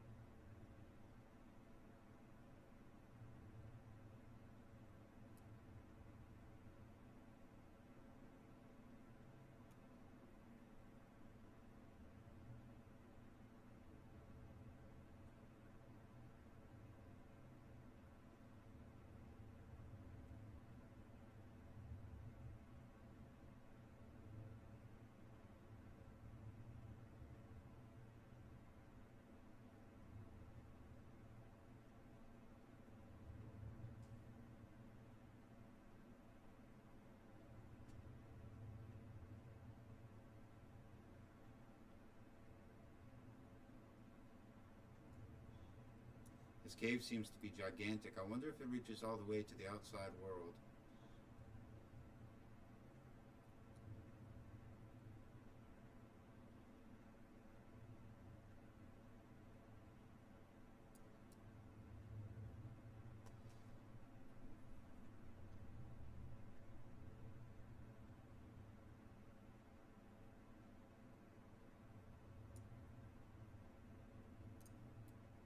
Look, I can climb a web. But let's go see what this is. Is it a piece of flint? Not that I know that I need any more flint, but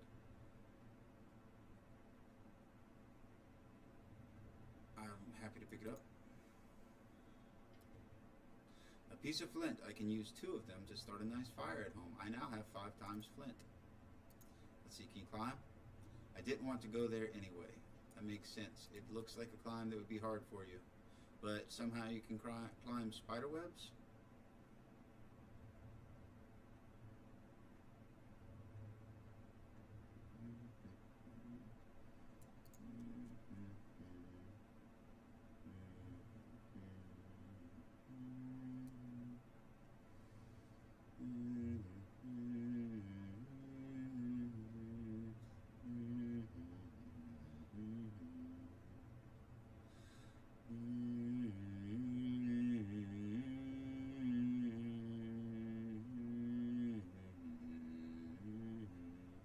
Look, a spider. I wonder if it can be caught as a pet. Hey, spider, do you want to come stay in my room? Finally, another living creature. Maybe this little spider will be my friend. I gotta find it somehow.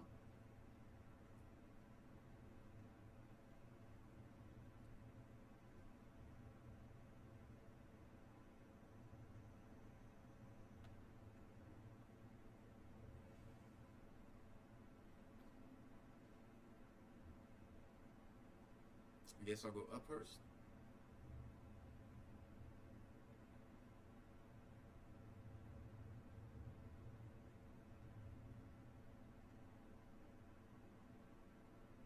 This adventure is almost too exciting for me.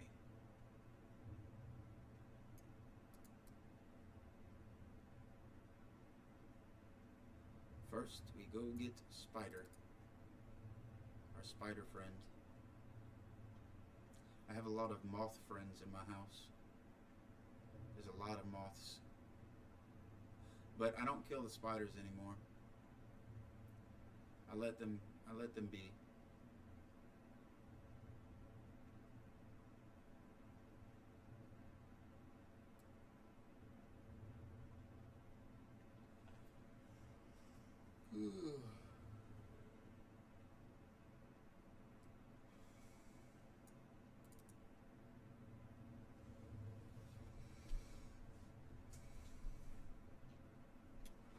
I'm very happy that you're going to get a pet.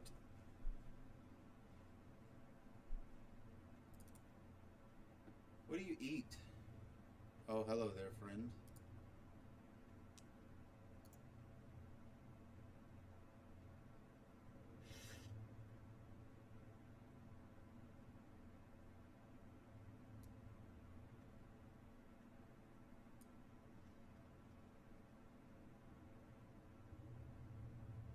I wonder where it's going.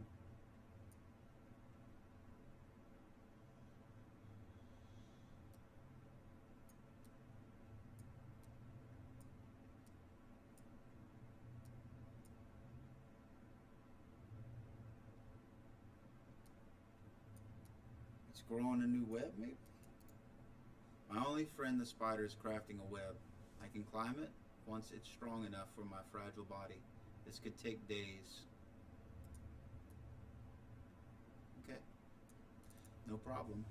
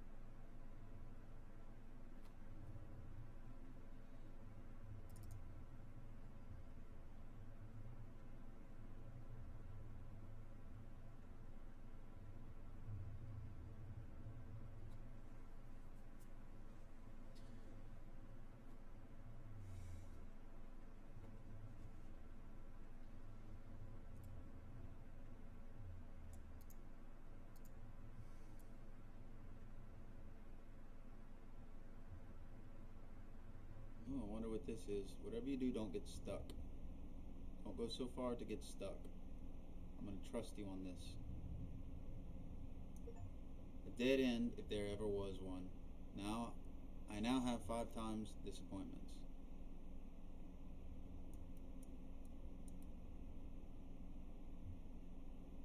That's fine. We know the limitations of this path now. There's nothing wrong with learning a path as a dead end.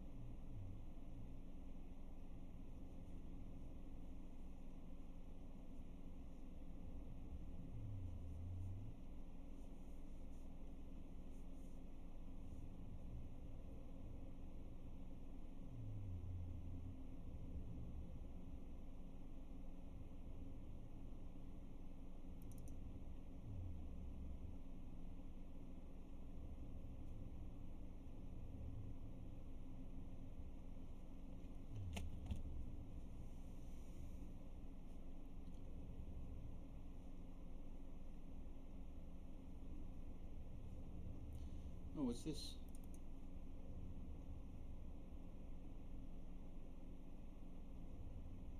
A lonely crystal. A lonely crystal. I wish to end its pain. Why? What do you mean end its pain? My nose is not quite sharp enough to carve out this crystal. Maybe I can find a handy mattock somewhere. Let's save this as one of the options of things to do in the future.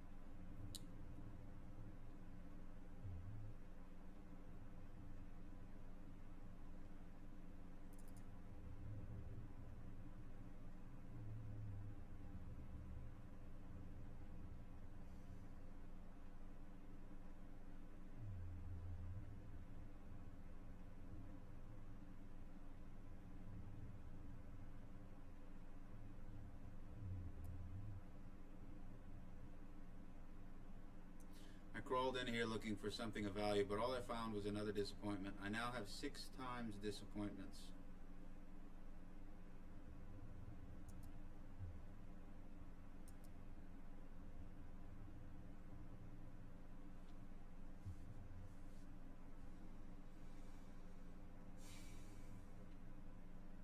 Yeah, I just adopt animals.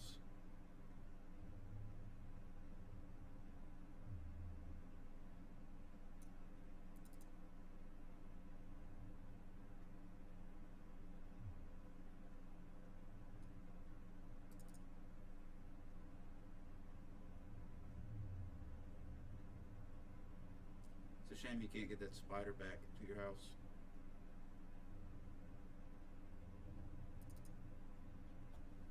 What about moles? Are there moles down there? Snakes? Ants?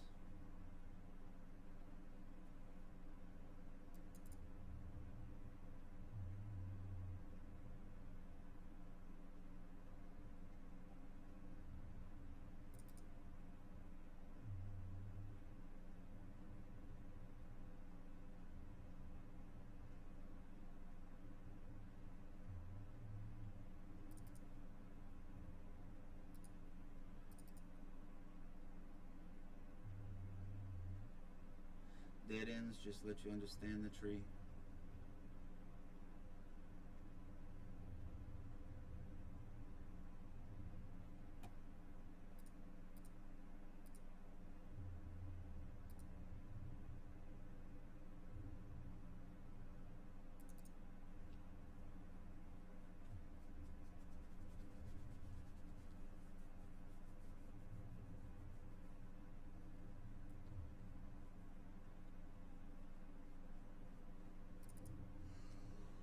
Days, I guess we'll check back at day 390.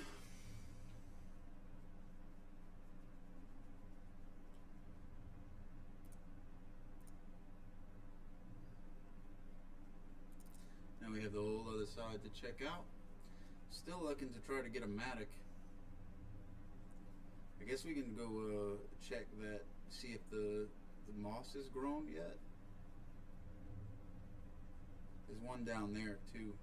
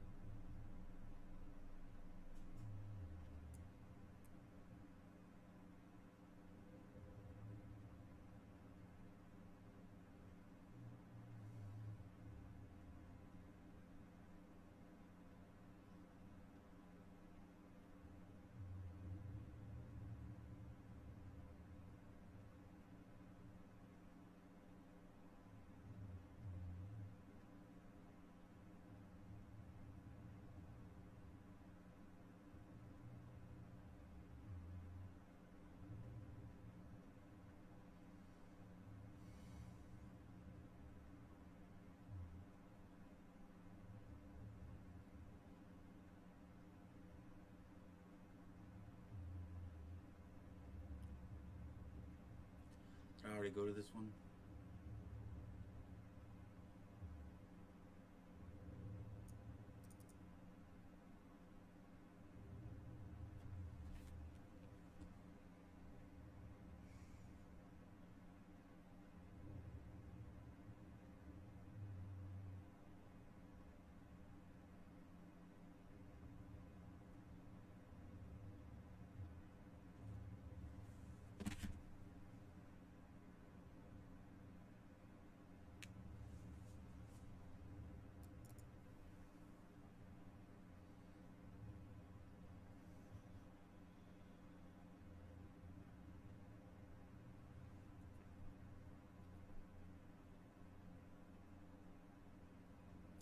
I already came to this one.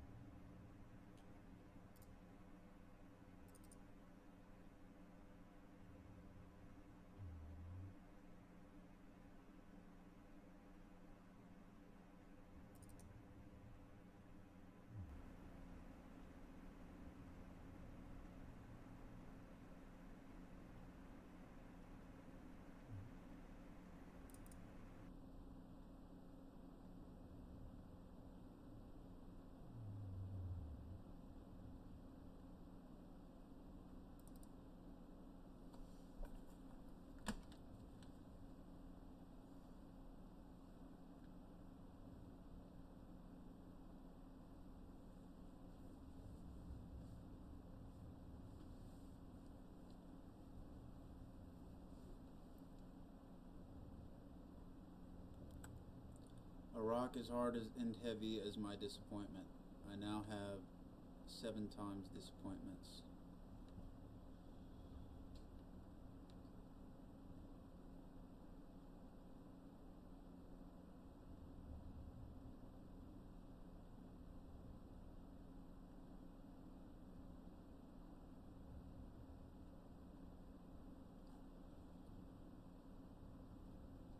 There's nothing here. I now have 8 times disappointments.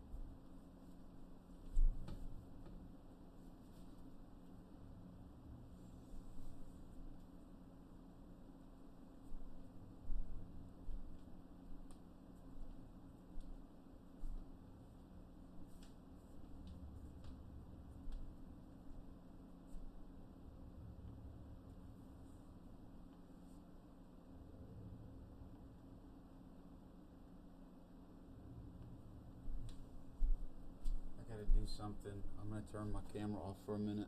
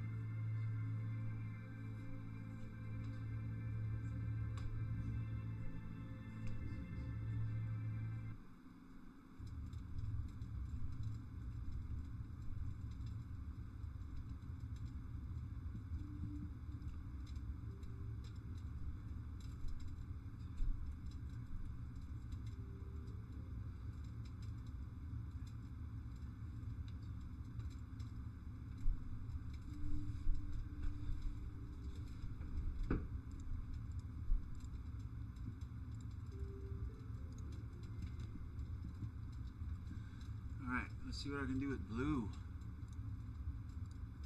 Myself.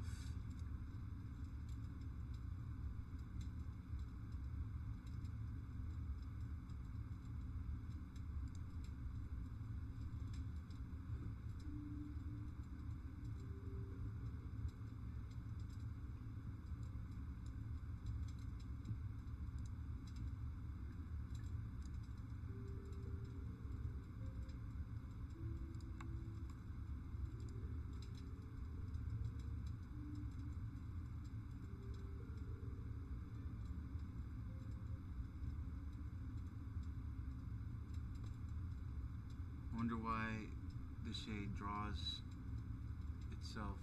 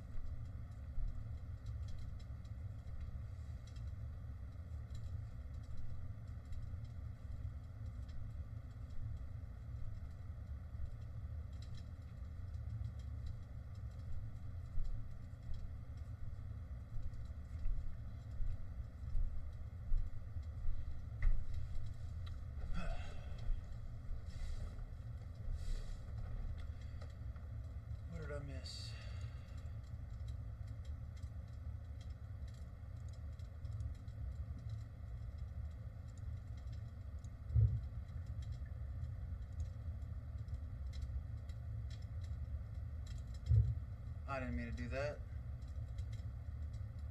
I'm sorry.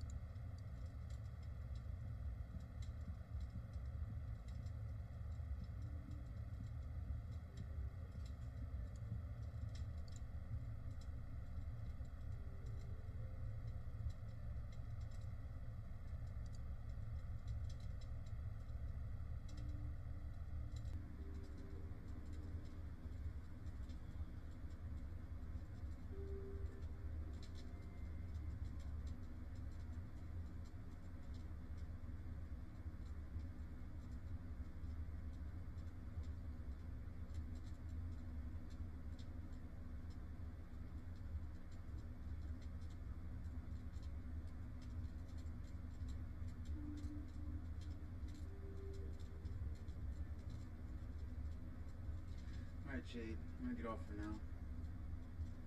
Enjoy yourself, okay? I'll be back later. Love you.